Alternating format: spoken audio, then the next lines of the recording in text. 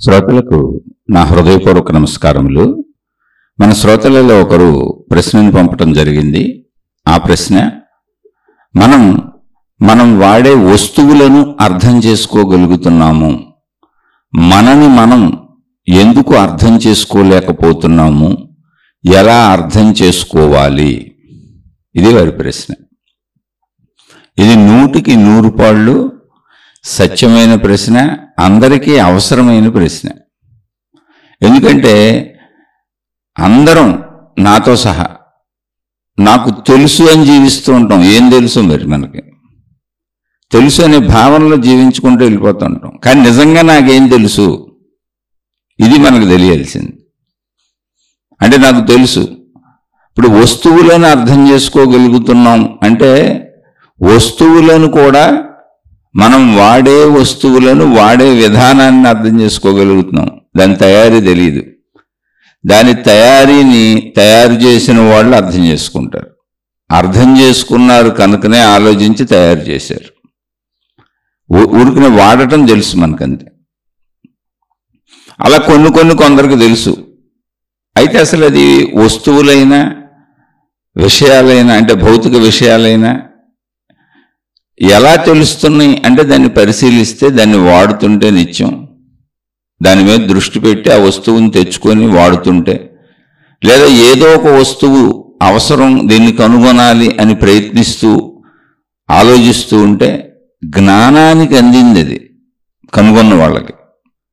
దాన్ని ఉపయోగించుకుని, అంటే కనుగొని తయారు చేసిన వాళ్ళకి, ఉపయోగించుకున్న వాళ్ళకి దాన్ని నిరంతరం దగ్గర పెట్టుకొని ఉపయోగిస్తున్నారు కనుక ఉపయోగించటం వలన, దాని మీద శ్రద్ధ పెట్టడం వలన, దృష్టి పెట్టడం వలన, ఉపయోగించటం వలన అర్థమవుతుంది. అది ఇక్కడ మనం గ్రహించాల్సిన విషయం ఇది. అంటే వస్తువైనా సరే దాని దగ్గరికి మనం వెళ్ళటమో, మన దగ్గరికి దాన్ని తెచ్చుకోవటమో, దాని మీద దృష్టి పెట్టడమో చేస్తే తప్ప అది కూడా అర్థం కాదు. ఇప్పుడు మనకు అర్థమైన వస్తువులు కూడా ఎంతవరకు అర్థమైనవి అంటే మనం ఎంతవరకు వాటిని వాడుకుంటున్నామో అంతవరకే అర్థమైనవి. మళ్ళీ రిపీట్ చేసి చెబుతున్నా, జాగ్రత్తగా వినండి. వస్తువులు కూడా మనకి ఎన్ని వస్తువులు అర్థమైనవి అంటే మనం ఎన్ని వస్తువులు వాడుకుంటున్నామో అన్నీ అర్థమైనవి. ఆ వస్తువులు కూడా ఎంతవరకు అర్థమైనవి అంటే మనం ఎంతవరకు వాడుకుంటున్నామో అంతవరకు మాత్రమే అర్థమైనవి. ఇప్పుడు ఆ వస్తువులు అసలు ఎక్కడి నుంచి సృష్టించబడినాయి, వాటికి ముడి సరుకులేంటి? భూమి మీద ఉన్న మానవుడు తయారు చేసుకున్నటువంటి జీవన శైలిలో, అంటే జీవించడానికి మానవుడు ఉపయోగిస్తున్న వస్తువులు ఏమున్నాయో నిత్య జీవితంలో, అది ఏదైనా కావచ్చు, చిన్న పిన్నీసు నుంచి ఏదైనా కావచ్చు, అంతరిక్షంలో ఎగిరే ర్యాకెట్ వరకు, ఇవన్నీ అసలు తయారు చేసుకోవడానికి అవసరమైన ముడి సరుకులు ఎక్కడి నుంచి వచ్చినాయో తెలుసా? అంటే తెలుసు. ఇది ఎందుకు చెబుతున్నానంటే అసలు మనకు తెలుసు అన్నది ఎంత తెలుసు, ఎంతవరకు తెలుసు. ఎందుకంటే తెలుసు అనుకుంటూ వెళ్ళిపోతున్నాం. ఏది తెలిసినా ఇది పిన్నీస్ అని తెలుసు అంటే తెలుసు అనుకుంటున్నాం, కానీ పిన్నీస్ తయారీ తెలుసా? ఆ పిన్నీసులో వాడిన పదార్థం ఏంటో తెలుసా? ఆ పదార్థానికి అవసరమైన ముడి సరుకు ఎక్కడి నుంచి వచ్చిందో తెలుసా? ఆ ముడి సరుకుని ఎలా బయటకు తీశారో తెలుసా? బయటకు తీసినటువంటి ఆ ముడి సరుకు ద్వారా ఈ పిన్నీసును తయారు చేయడానికి అవసరమైన లోహం ఎలా తయారు చేశారో తెలుసా? ఆ లోహం నుంచి ఈ పిన్నీసుల్ని ఎలా తయారు చేస్తున్నారు, ఎలా మార్కెట్కి తెస్తున్నారు, ఎక్కడి నుంచి అది మన ఇంటికి వచ్చింది తెలుసా? జస్ట్ మనకు పిన్నీస్ తెలుసు, దాన్ని ఉపయోగించుకోవటం తెలుసు. అంటే తెలుసు అంటే ఇది. దీన్ని తెలుసు అనుకొని నాకు మొత్తం తెలుసు అనుకుంటున్నాం. వచ్చిన ప్రాబ్లం అది, మనిషికి ఉన్నటువంటి ప్రాబ్లమే అది. తెలుసు అంటే మొత్తం తెలుసు కాదు, అది పిన్నీస్ అని తెలుసు, దానికి పేరు పెట్టారు. దాన్ని ఎలా ఉపయోగించుకోవాలో ఉపయోగాలు కూడా కొన్ని రకాలు తెలుసు. నాకు, నేను ఉపయోగించుకునే రకాలు తెలుసు, ఇంకెవరు ఎన్ని రకాలుగా ఉపయోగిస్తున్నారో నాకు తెలియదు. అలా ప్రతి వస్తువు నాకు తెలుసు అన్నప్పుడు నేను దానిని వినియోగిస్తున్న తీరు మాత్రమే నాకు తెలుసు. ఒకవేళ ఇంకా కొంచెం డెప్త్గా ఇప్పుడు పిన్నీస్ గురించి మాట్లాడాను, దాని ముడి సరుకు ఏంటి, అది ఎక్కడి నుంచి వచ్చింది, ఇవన్నీ దాని తయారీదారులకు తెలిసి ఉండొచ్చు. అవి మనకు తెలియదు పూర్తిగా. దాని తయారీదారులు దాన్ని తయారు చేస్తున్నారు కనుక తయారు చేసేటప్పుడు దాన్ని ఎక్కడి నుంచి ముడి సరుకు తెచ్చుకోవాలి, ఏం చేయాలి, ఏ ప్రాసెస్లు చేయాలి, ఏ ప్రాసెస్లు చేసినాక ఈ పెన్నీస్ షేప్ తీసుకురావాలి, లేదా ఈ గుండు సూది షేప్ తీసుకురావాలి అనే దానికి వాళ్ళు ఆ ప్రాసెస్లో ఉన్నారు కాబట్టి అవి తెలిసి ఉండవచ్చు. మనకు తెలియదు. దీని గురించి మొదట ఎవరైనా ఆలోచించి ఉండవచ్చు. అసలు ఒక మనిషికి పెన్నీస్ అవసరం, గుండు సూది అవసరం ఉన్నది, దీన్ని ఎలా తయారు చేయాలి అనేది వాళ్ళు పని చేసుకుంటున్నటువంటి విధానంలో కొన్ని అవసరతలు కనపడి ఉంటాయి. ఆ అవసరాలు తీర్చుకోవడానికి ఎటువంటి వస్తువు కావాలి అనేది ఆలోచనలో పుట్టుంటుంది. అలా ఆలోచనలో అవసరాల కోసం ఆవిర్భవించినటువంటి విషయాలే ఇప్పుడు మనం అనుభవిస్తున్నవన్నీ. జీవించుకుంటూ వెళ్తే అవసరాలు తగులుతున్నాయి. ఆ అవసరాలకి ఇంకా మెరుగైన సౌకర్యాలు ఎలా చేసుకోవాలి, ఈ అవసరాలు తీర్చుకోవడానికి అనేటువంటి ప్రయత్నంలో మనిషి మేధస్సును ఉపయోగించినప్పుడు, జ్ఞానాన్ని ఉపయోగించినప్పుడు ఎన్ని వస్తువులు, ఎన్ని విషయాలు తెలుసుకున్నాడు, కనుగొన్నాడు. అయితే ఒక మనిషి కనుగొన్నాయి కాదు, అనేక మంది మనుషులు అనేక లక్షల సంవత్సరాల నుంచి చేసినటువంటి ప్రయోగాల ఫలితాలు ఇవన్నీ.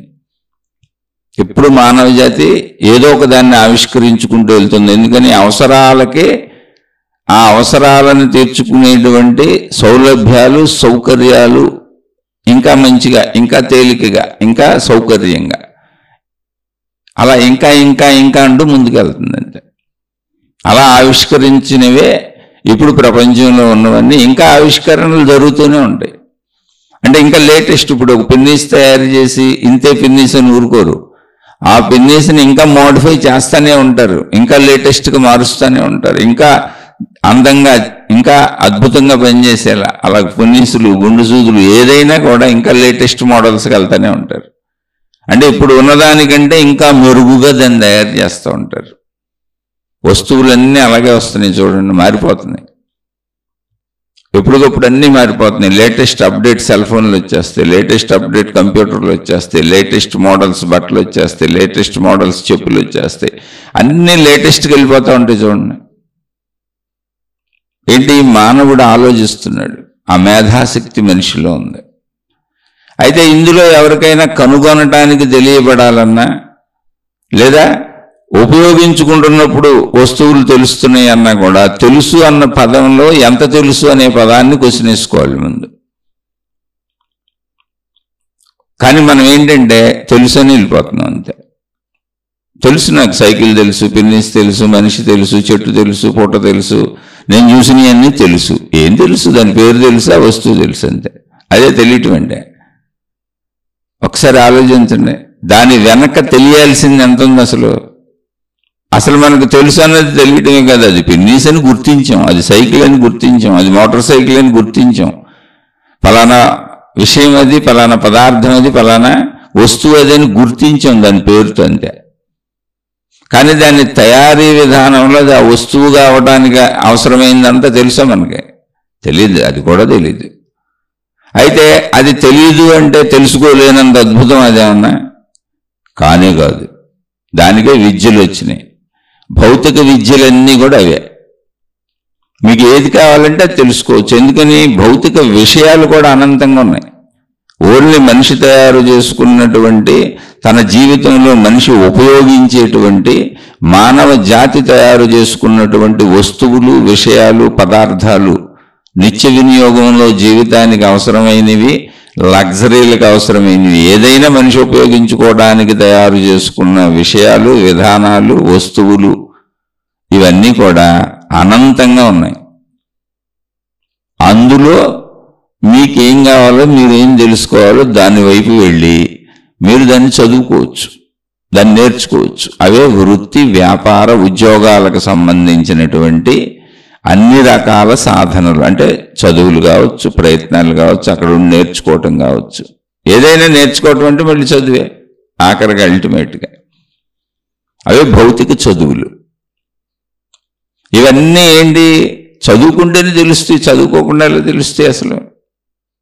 ఇప్పుడు తెలుసు అన్న పదంలో కూడా చదువుకుంటే తెలుస్తాయి. అలా అని తెలియకపోవడానికి అక్కడ అద్భుతం ఏం లేదు, అదంతా సామాన్యమైన విషయమే. చాలా సామాన్యమైన విషయం. ఎవరికి అది తెలియటం లేదు అంటే చదువుకోని వాళ్ళకి తెలియట్లేదు. ఏం చదువుకోలేదు, ఒక పిన్నీస్ ఎలా తయారు చేయాలో వెళ్ళి చదువుకో, దానికి సంబంధించిన చదువులు చదువుకో, ఫ్యాక్టరీలకి ఇల్లు ఎలా తయారు చేస్తున్నారో చూడు, గమనించు, అన్నీ చదువుకుంటూ వచ్చాయి. దానికి సంబంధించిన అన్ని చదువులు ఉన్నాయి భూమి మీద. ఆ చదువులు నేర్పడానికి ఎన్నో రకాల విద్యాలయాలు, విశ్వవిద్యాలయాలు ఎన్నో ఉన్నాయి. ఆ చదువులు ఆల్రెడీ చదివిన వాళ్ళు, ఆ వృత్తులలో, వ్యాపారాలలో, ఉద్యోగాలలో ఉన్నవాళ్ళు, వాటిని నేర్పుతున్న వాళ్ళు ఎంతోమంది ఉన్నారు ప్రపంచంలో. వాళ్ళని మాస్టర్లు అంటున్నాం, టీచర్లు అంటున్నాం, గురువులు అంటున్నాం. ఇదంతా భౌతికం. భౌతికమైనా కూడా మీరు నేర్చుకోకుండా, మీరు చదువుకోకుండా, మీరు తెలుసుకోకుండా, మీరు దాని దగ్గరికి వెళ్లకుండా, అది మీ దగ్గరికి రాకుండా, మీరు దాన్ని పరిశీలించకుండా, మీ దృష్టి దాని మీద పెట్టకుండా, మీ శ్రద్ధ దాని మీద పెట్టకుండా, మీ ఆసక్తి దాని మీద పెట్టకుండా, మీ ఇంట్రెస్ట్ దాని మీద పెట్టకుండా, మీ ఇంటెలిజెన్స్ దాని మీద పెట్టకుండా అది రాదు. అలానే అక్కడ ఏ అద్భుతం లేదు, అసలు అద్భుతమే లేదు. అలానే ప్రపంచంలో ఉన్న అన్ని విషయాలు తెలుసుకోగలమా అంటే కోటి జన్మలు ఎత్తినా తెలుసుకోలేం. అన్ని ఉన్నాయి విషయాలు, వస్తువులు. మన జీవన పరిధి ఎంతో, మనకు అవసరం ఎంతో, అంతవరకు తెలుసుకోవడం మాత్రమే మనం చేయగలం. అవే భౌతిక చదువులు. బ్రతకటానికి అవసరమైనటువంటి వృత్తి, వ్యాపార, ఉద్యోగాలకు సంబంధించిన చదువులు చదువుకొని ధన సంపాదన చేసుకొని తద్వారా బ్రతకడం అలవాటు చేసుకున్నాం. ఇప్పుడు ఇందులో అసలు తెలుసు అనే పదం ఎంతవరకు వాడచ్చు చూడండి. 1% అన్న తెలుసా మనకి? తెలుసు అంటే అర్థం ఏంటి అంటే మనం పెట్టుకున్న పేర్లు తెలుసు. అంటే ఒక్కొక్క వస్తువుని గుర్తించడానికి, ఒక్కొక్క విషయాన్ని గుర్తించడానికి, ఒక్కొక్క పదార్థాన్ని గుర్తించడానికి మనం పేర్లు పెట్టుకున్నాం. అది ఫలానా వస్తువు అని తెలుసు అంతే. ఆ పేర్లు తెలుసు. అది కూడా మనం ఉపయోగించినవే. మళ్ళీ మనం ఉపయోగించిన వాటి గురించి మనకు తెలియదు. ఒకవేళ ఇంకొంచెం తెలుసు అంటే ఆ వస్తువును ఉపయోగిస్తున్న వాళ్ళకి ఎలా ఉపయోగించాలో, దాని ఉపయోగం ఏంటో తెలుసు.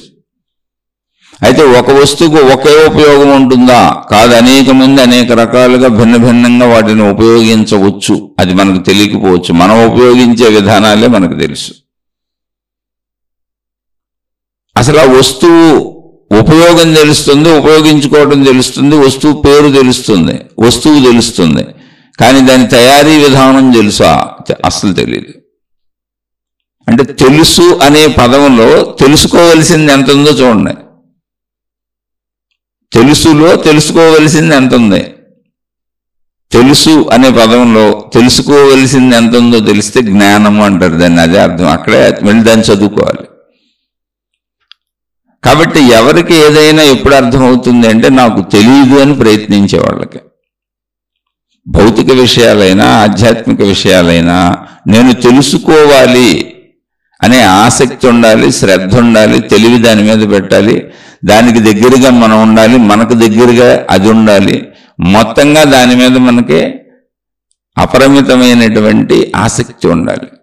మన తెలివిని, మన జ్ఞానాన్ని దానికోసం ఉపయోగించాలి. అప్పుడు అది తెలియబడుతుంది. అందుకే తెలియుటే జ్ఞానం. జ్ఞానం అంటే వేరే ఏం లేదు, తెలియుట. అయితే వస్తువులు కొంతవరకు మనుషులకు ఎందుకు తెలుస్తున్నాయి అంటే అందరికీ అన్నీ తెలియదు. మళ్ళీ కొంతవరకు మనుషులకి కొంత ఉపయోగాలు కొంత ఎందుకు తెలుస్తున్నాయి. ఇప్పుడు కొన్ని వస్తువులు రిపేర్లు చేస్తారు. ఆ రిపేర్ చేసే ఆయనకి దాన్ని ఎలా రిపేర్ చేయాలో తెలుసు. ఇప్పుడు వాహనాలన్నీ రిపేర్ చేస్తారు. వాటిని ఎలా రిపేర్ చేయాలో కొన్ని వాహనాలను కొంతమంది కొన్ని నేర్చుకున్నారు. అది కూడా చదివే నేర్చుకోవటం. వస్తువు రిపేర్లు అందరూ అన్ని వస్తువులు చేసేయలేరు. ఎవరు ఏది నేర్చుకున్నారో ఆ వస్తువుని రిపేర్ చేస్తారు. వాళ్ళకి తెలుసుకున్నారు. మనకు వచ్చా వస్తువులు రిపేర్ చేయటం, వస్తువు వాడుకోవటం వచ్చు. మరి తెలుసు అన్న దాంట్లో ఏం తెలుసు? ఆ వస్తువు పాడైపోతే రిపేర్ చేయటం రాదు. ఆ వస్తువు ఎలా తయారైందో తెలియదు. ఇక్కడ ఏదైనా కూడా నేను దాన్ని తెలుసుకోవాలి అని ప్రయత్నించాలి. రిపేర్ చేసే వాళ్ళందరూ ఆ చదువు చదువుకున్నారు, దాన్ని తెలుసుకున్నారు, ఆ ప్రయత్నాలు చేశారు. అందులో ఏమేమి ఉన్నాయి చూశారు. చెడిపోవటం అంటే ఏంటో చూశారు, దాన్ని బాగు చేయటం అంటే ఏంటో నేర్చుకున్నారు. అందుకని రిపేర్ చేయగలుగుతున్నారు. ఇదంతా జ్ఞానమే, జ్ఞాన పరంపర. ఇదంతా చదువే. అక్కడ కూడా అంటే భౌతిక చదువులో కూడా, భౌతిక విషయాలలో కూడా తెలుసుకోవటం, ప్రయత్నించటం, సాధన చేయటం అంటే దాన్ని అభ్యసించటం, దాని మీద దృష్టి పెట్టడం, శ్రద్ధ పెట్టడం, ఇవన్నీ ఉన్నాయి. అవి లేకుండా అసలు తెలియబడటం అనే ప్రాసెస్సే ఉండదు. అలా ఒకవేళ మనం తెలుసు అంటే మీరు జాగ్రత్తగా గమనించండి, ఏం తెలుసు, ఎంత తెలుసు, ఇది ఎవరికి వాళ్ళు వేసుకోవాల్సిన ప్రశ్న. అహంకారం తెలుసు అన్న పదంతో మూసేస్తుంది, అన్నిటినీ మూసేస్తుంది. తెలుసు అంతే.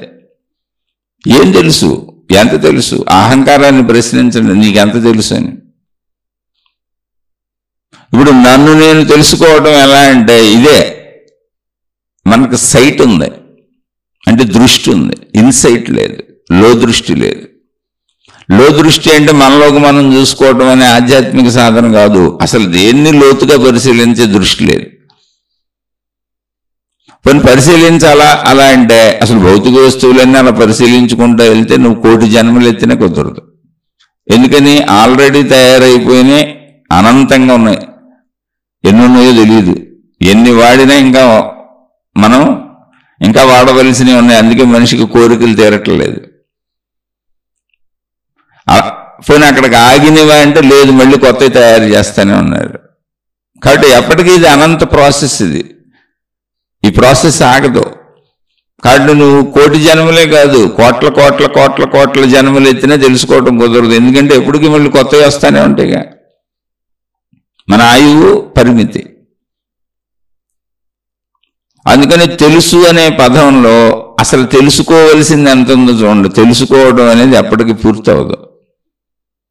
తెలుసు అనేది మనం వాడుతున్నది పరిమితంగా. ఈ విషయం నాకు తెలుసు, దీని పేరు నాకు తెలుసు, ఈ వస్తువు నాకు తెలుసు, దీన్ని ఎలా వాడాలో నాకు తెలుసు. లేదా ఇంకొంచెం ముందుకెళ్తే కొందరు దీన్ని ఎలా తయారు చేయాలో తెలుసు.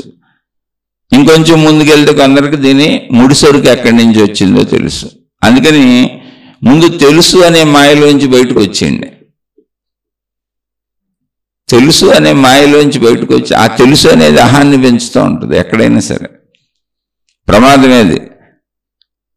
అసలు చిన్నపిల్లలు, ఇంట్లో చిన్నపిల్లలు కూడా తల్లిదండ్రులకి ఉన్న చదువుకుంటూ ఉంటారు. తల్లిదండ్రులు చదివిస్తేనే చదువుకుంటూ ఉంటారు. మాకు అన్నీ తెలిసని మాట్లాడుతూ ఉంటారు.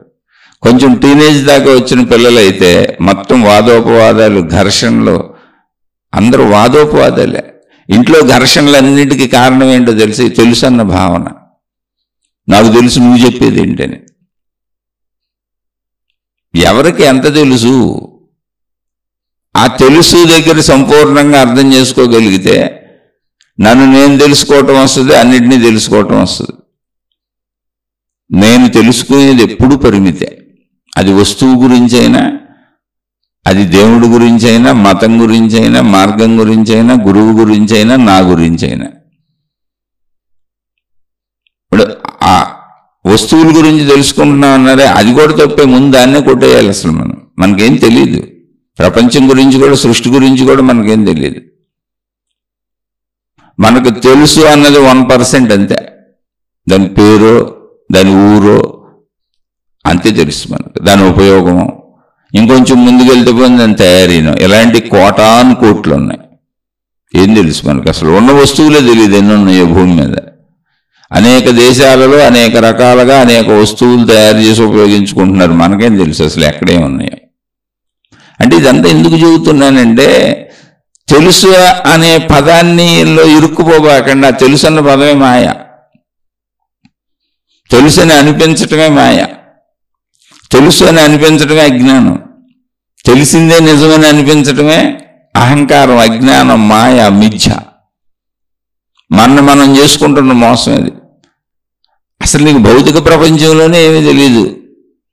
ఏ వస్తువు గురించి నీకు తెలియదు. నీకు తెలిసిన వస్తువు ఏదైనా చెప్పాక దాని పేర్లు తెలిసి ఉండొచ్చు. కొన్ని పేర్లు, కొన్నిటిని వాడుకోవటం తెలిసి ఉండొచ్చు. వాటి తయారీ విధానం తెలియకపోయి ఉండొచ్చు.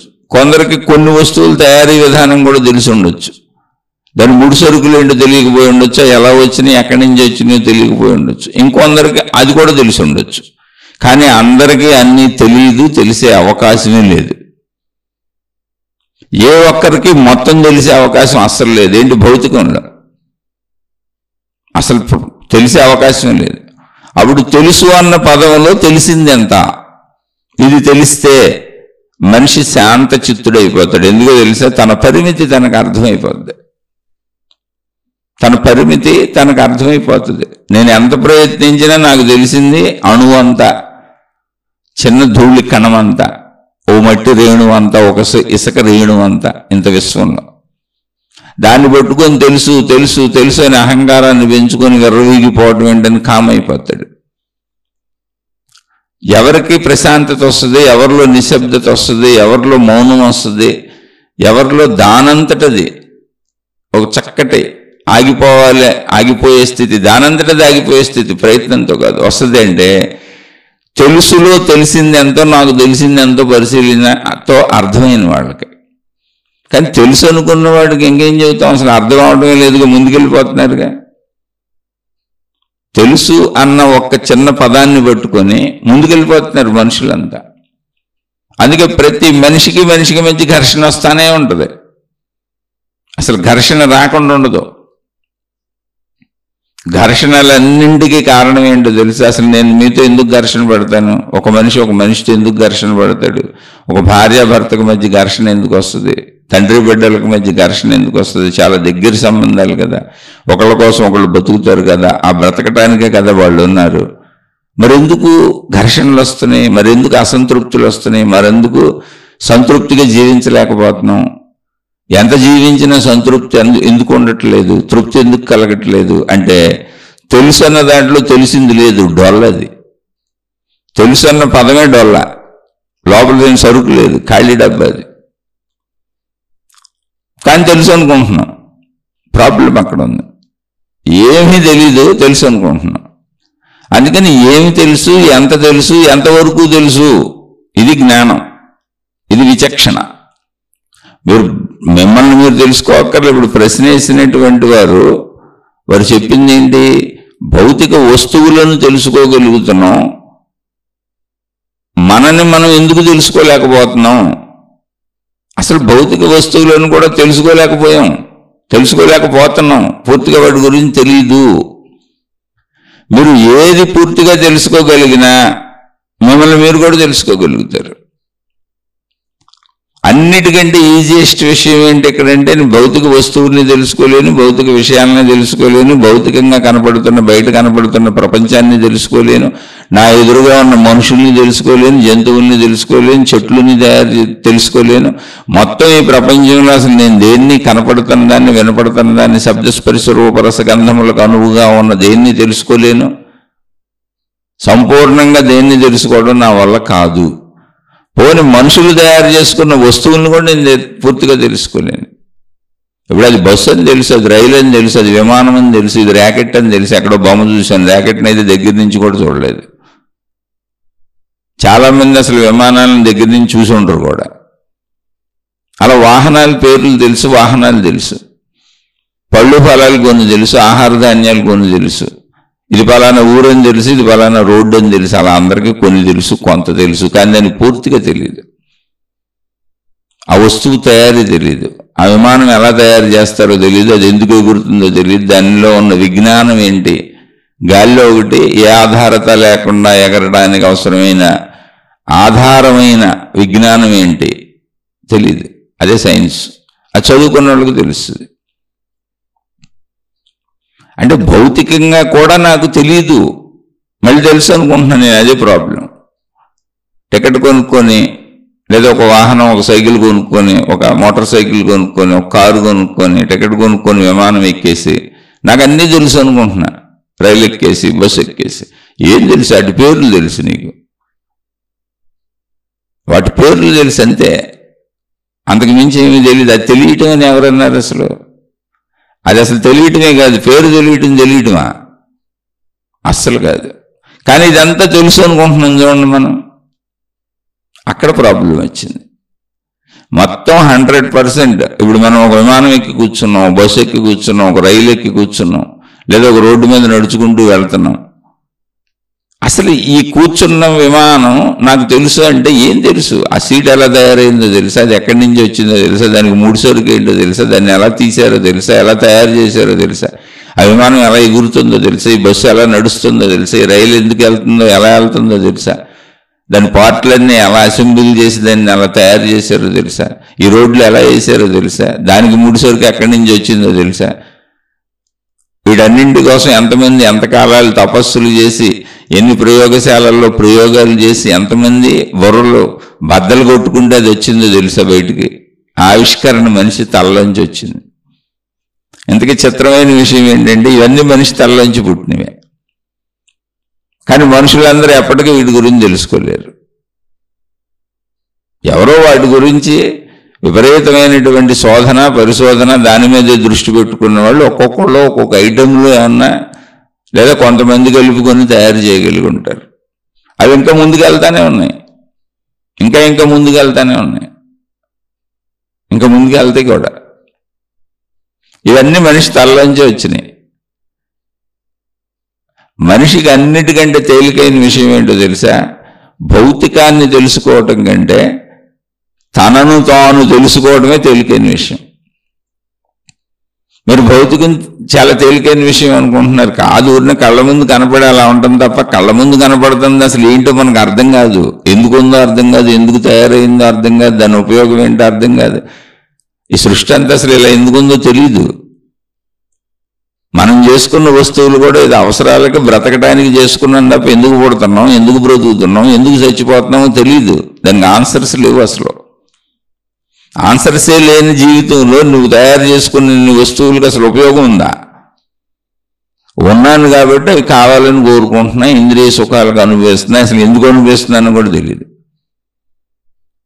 ఈ లగ్జరీస్ అన్ని నాకు కావాలని ఎందుకు అనిపిస్తుందో కూడా తెలియదు. 10 రకాల జాతల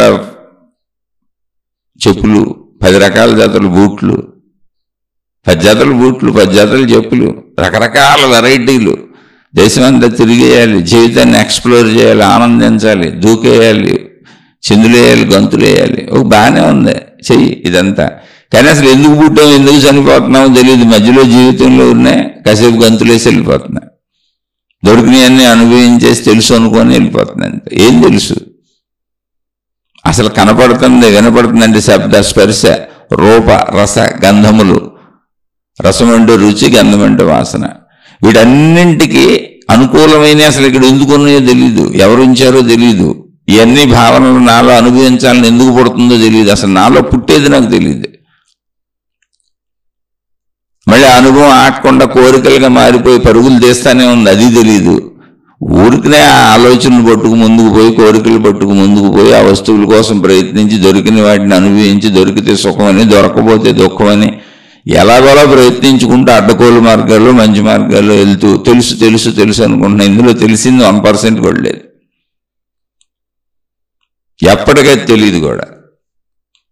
భౌతిక ప్రపంచం అప్పటికి తెలియదు. అని మీకు తెలుసా? భూమి కొన్ని వేల కిలోమీటర్ల స్పీడ్లో గరగర గరగర తిరిగిపోతుంది.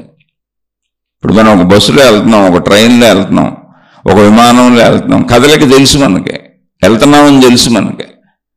మనం నివసిస్తున్న భూమి కొన్ని వేల కిలోమీటర్ల స్పీడ్లో, ఏంటి గంటకి 1000 కిలోమీటర్ల స్పీడ్లో తిరిగిపోతుంది. ఎన్ని వేల కిలోమీటర్ల స్పీడ్లో తిరుగుతుందో తెలియాలంటే గూగుల్లోకి వెళ్ళి కొట్టండి. భూమి తన చుట్టూ తాను గంటకి ఎన్ని వేల మైళ్ళ స్పీడ్తో తిరుగుతున్నది అని కొడితే మీకు ఆన్సర్ వచ్చేస్తుంది. ఆ సైంటిస్టులు చెప్పారు, ఉంది అక్కడ భూమి తిరుగుతుంది. ఏంటి, మనం వాడే వాహనాలన్నీ కూడా 100 కిలోమీటర్ల స్పీడే. గట్టిగా 100 దాటామంటే అసలు మన ప్రాణాలు ఎగిరిపోతాయి. అక్కడ 100 కిలోమీటర్ల స్పీడ్ దాటిన వాహనంలో కూర్చుంటే బుర్రపాడైపోద్ది మనకు. భూమి 1000 కిలోమీటర్ల స్పీడ్లో తిరిగేస్తుంది.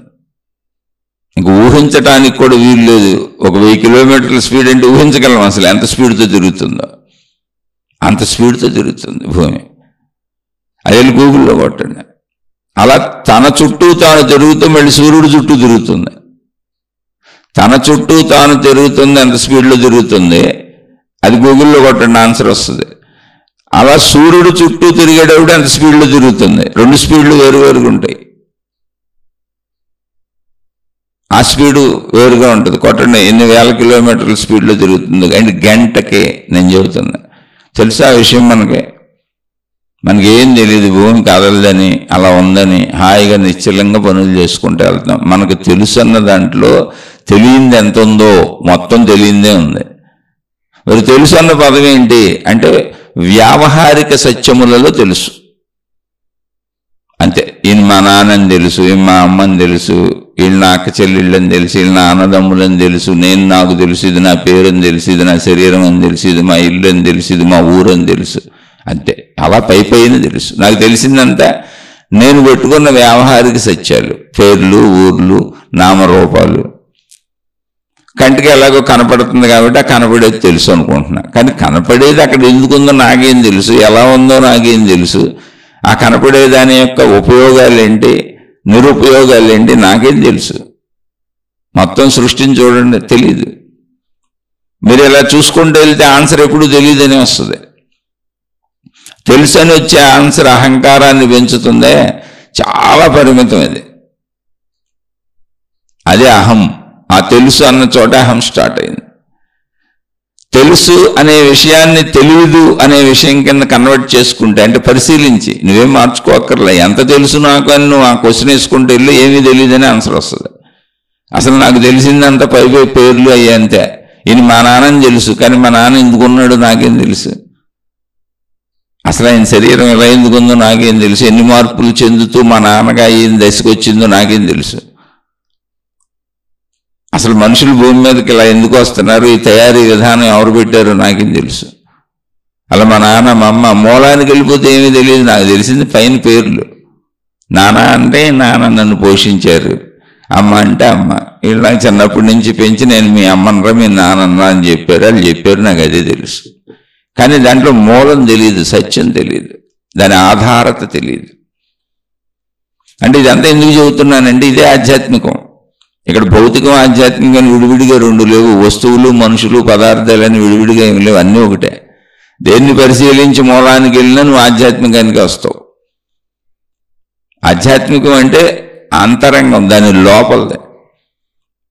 తెలిసిన దాంట్లో నీకు తెలియని అంశం, కనపడే దాంట్లో నీకు కనపడని అంశం, వినపడే దాంట్లో నీకు వినపడని అంశం, అలా గ్రహించే ప్రతి దాంట్లో నీకు గ్రహించడానికి అందనటువంటి అంశం, నువ్వు గ్రహించలేకపోతున్న అంశం, అదే ఆధ్యాత్మికం. కనపడేదంతా భౌతికం, గ్రహించబడేదంతా భౌతికం. అంతే, పేర్లు అంతే, అంతకుమించి ఏం లేదు. అది ప్రతి కనపడే దాంట్లో కనపడని అంశం ఉంటుంది, ప్రతి తెలిసే దాంట్లో తెలియని అంశం ఎక్కువ ఉంటుంది, ప్రతి గ్రహించే దాంట్లో గ్రహించడానికి వీలు లేని, గ్రహించలేకపోతున్న అంశం ఎక్కువ ఉంది మనిషికి. కాబట్టి ఇది తెలిస్తే ముందు మనిషికి నేను అని పరిమితంగా ఏర్పడుతున్న అహంకారం ఏదుందో, అహం ఏదుందో, నాకు తెలుసు అనేది ఏదుందో ఆ అహం ఆగిపోద్ది, అంతరించిపోద్ది. మనిషి ఉంటాడు, అహంకారం ఉండదు. అహమే అజ్ఞానం, తను తాను పరిమితం చేసుకుంటుంది. నాకు తెలిసిందే సమస్తం అంటుంది. ఆ తెలిసిన గుంజాన్ని పట్టుకొని సమస్తంగా భావించుకొని నూతిలో కప్పలా జీవితం సాగిపోతుంది. మళ్ళీ నూతిలో కప్ప ఏంటండి అంటే అర్థం అవటానికి, మన పరిస్థితి ఏంటో మనకు తెలియటానికి ఆ నూతిలో కప్ప విషయం చెప్పుకున్నాం. పూర్వం నూతులు ఉండే, అసలు నువ్వు అంటే ఇప్పుడు వాళ్ళకి తెలుసో తెలియదు కూడా నాకు తెలియదు. పోనీ నువ్వు కాకపోతే ఒక చిన్న సరస్సు అనుకోండి, ఒక చిన్న కొలను అనుకోండి, ఒక చిన్న చెరువు అనుకోండి, లేదా ఒక చిన్న నీటి గుంట అనుకోండి, మీకు ఏది తెలిస్తే అది అనుకోండి. పూర్వం నూతులు అంటే ఏంటంటే వాటర్ కోసం నుయ్యులు, అంటే భూమిని లోతుగా తవ్వి ఒక నుయ్యిలా కట్టుకొచ్చేవాళ్ళు. అంటే లోపల నుంచి సిమెంటు ఇటుకలతోనో లేదా ఏ వరలు దింపో, అంటే మట్టి మళ్ళీ పడిపోయి గోతి పూడిపోకుండా అలా తవ్వుకుంటూ వెళ్ళేవాళ్ళు. అక్కడ వరకు తవ్వేవాళ్ళు, నీరు వచ్చే వరకు తవ్వేవాళ్ళు. అంటే నీరు ఎప్పుడు కూడా భూమి అడుగున ప్రవాహం సాగుతూ ఉంటుంది, అది ఊటగా వస్తూ ఉంటుంది. అక్కడ ఆ నీరు కోసం తవ్వేవాళ్ళు. నూతి అంటే గొయ్యి, చిన్న గొయ్యి అని, బాగా లోపలకు లోతుగా తవ్వినటువంటి గొయ్యి అని. ఎక్కడ నీరు పడుతుందో చూసుకొని అక్కడ ఆపేసి దాన్ని అంతా మట్టి మళ్ళీ పడిపోయి ఆ గుంట పూడిపోకుండా దాన్ని తయారు చేసుకునేవాళ్ళు. తయారు చేసుకున్న దాంట్లోంచి ఆ నీళ్లు తోడుకునేవాళ్ళు బకెట్లు వేసుకొని, అవి వాడుకునేవాళ్ళు. అలా చిన్నప్పుడు నా పల్లెటూరులో నేను చూశాను. మరి ఇప్పుడు నూతులు ఉన్నాయో లేదో నాకు తెలియదు, ఎందుకంటే ఇప్పుడు అందరూ మోటార్లు పెట్టుకొని భూమి నుంచి నీళ్ళను లాగేసి నెత్తి మీద వాటర్ ట్యాంకులు కట్టుకొని అక్కడి నుంచి తెచ్చుకుంటున్నారు కిందకి. ఒకప్పుడు మనుషులు కింద ఉన్న నీళ్ళను పైకి తెచ్చుకునేవాళ్ళు, కొంచెం నడుము వంగేది, దాంతో ఎక్సర్సైజ్ ఉండేది. ఆ నూతిలోంచి తెచ్చుకోవాలంటే నూతి దాకా నడిచి వెళ్ళాలి ఇంటి నుంచి. పైగా మళ్ళీ దాన్ని తెచ్చుకోవడానికి బకెట్లో బిందెలో వస్తువులు కావాలి, తోడుకోవాలి. దాన్ని తోడుకోవడానికి నడుము వంగేది, ఎందుకంటే కిందది పైకి తెచ్చుకోవాలి కాబట్టి. దాని దగ్గరికి నూతి దగ్గరికి వెళ్ళడానికి నడిచి వెళ్ళాలి కాబట్టి వాకింగ్ అయ్యేది. అక్కడి నుంచి వస్తువుల్లో నింపుకొని ఆ వస్తువుని అంటే బిందెనో బకెట్నో నీటిని నిల్వ చేయడానికి అవసరమైనటువంటి వస్తువు, ఆ బిందెలను బకెట్లను మోసుకెళ్ళటానికి మళ్ళీ బరువు మోస్తున్నారు కాబట్టి శ్రమ ఉండేది, బరువు మోస్తూ నడక ఉండేది, దానివల్ల ఎక్సర్సైజ్ ఉండేది, హాయిగా ఆరోగ్యంగా ఉండేవాళ్ళు. ఒక నూతే కదా, అన్ని పనులు అలాగే ఉండేవి. ఇప్పుడు దాన్ని ఏం చేసామంటే కరెంటు యంత్రాలు, మోటార్లు పెట్టేశాం. భూమిలోంచి డైరెక్ట్గా లాగిన మన నెత్తి మీద, మన ఇంటి మీద, మన నెత్తి మీద వాటర్ ట్యాంక్ కట్టాం. అసలు మనం వంగాల్సిన అవసరం లేదు, పైకి చూడాల్సిన అవసరం కూడా లేదు.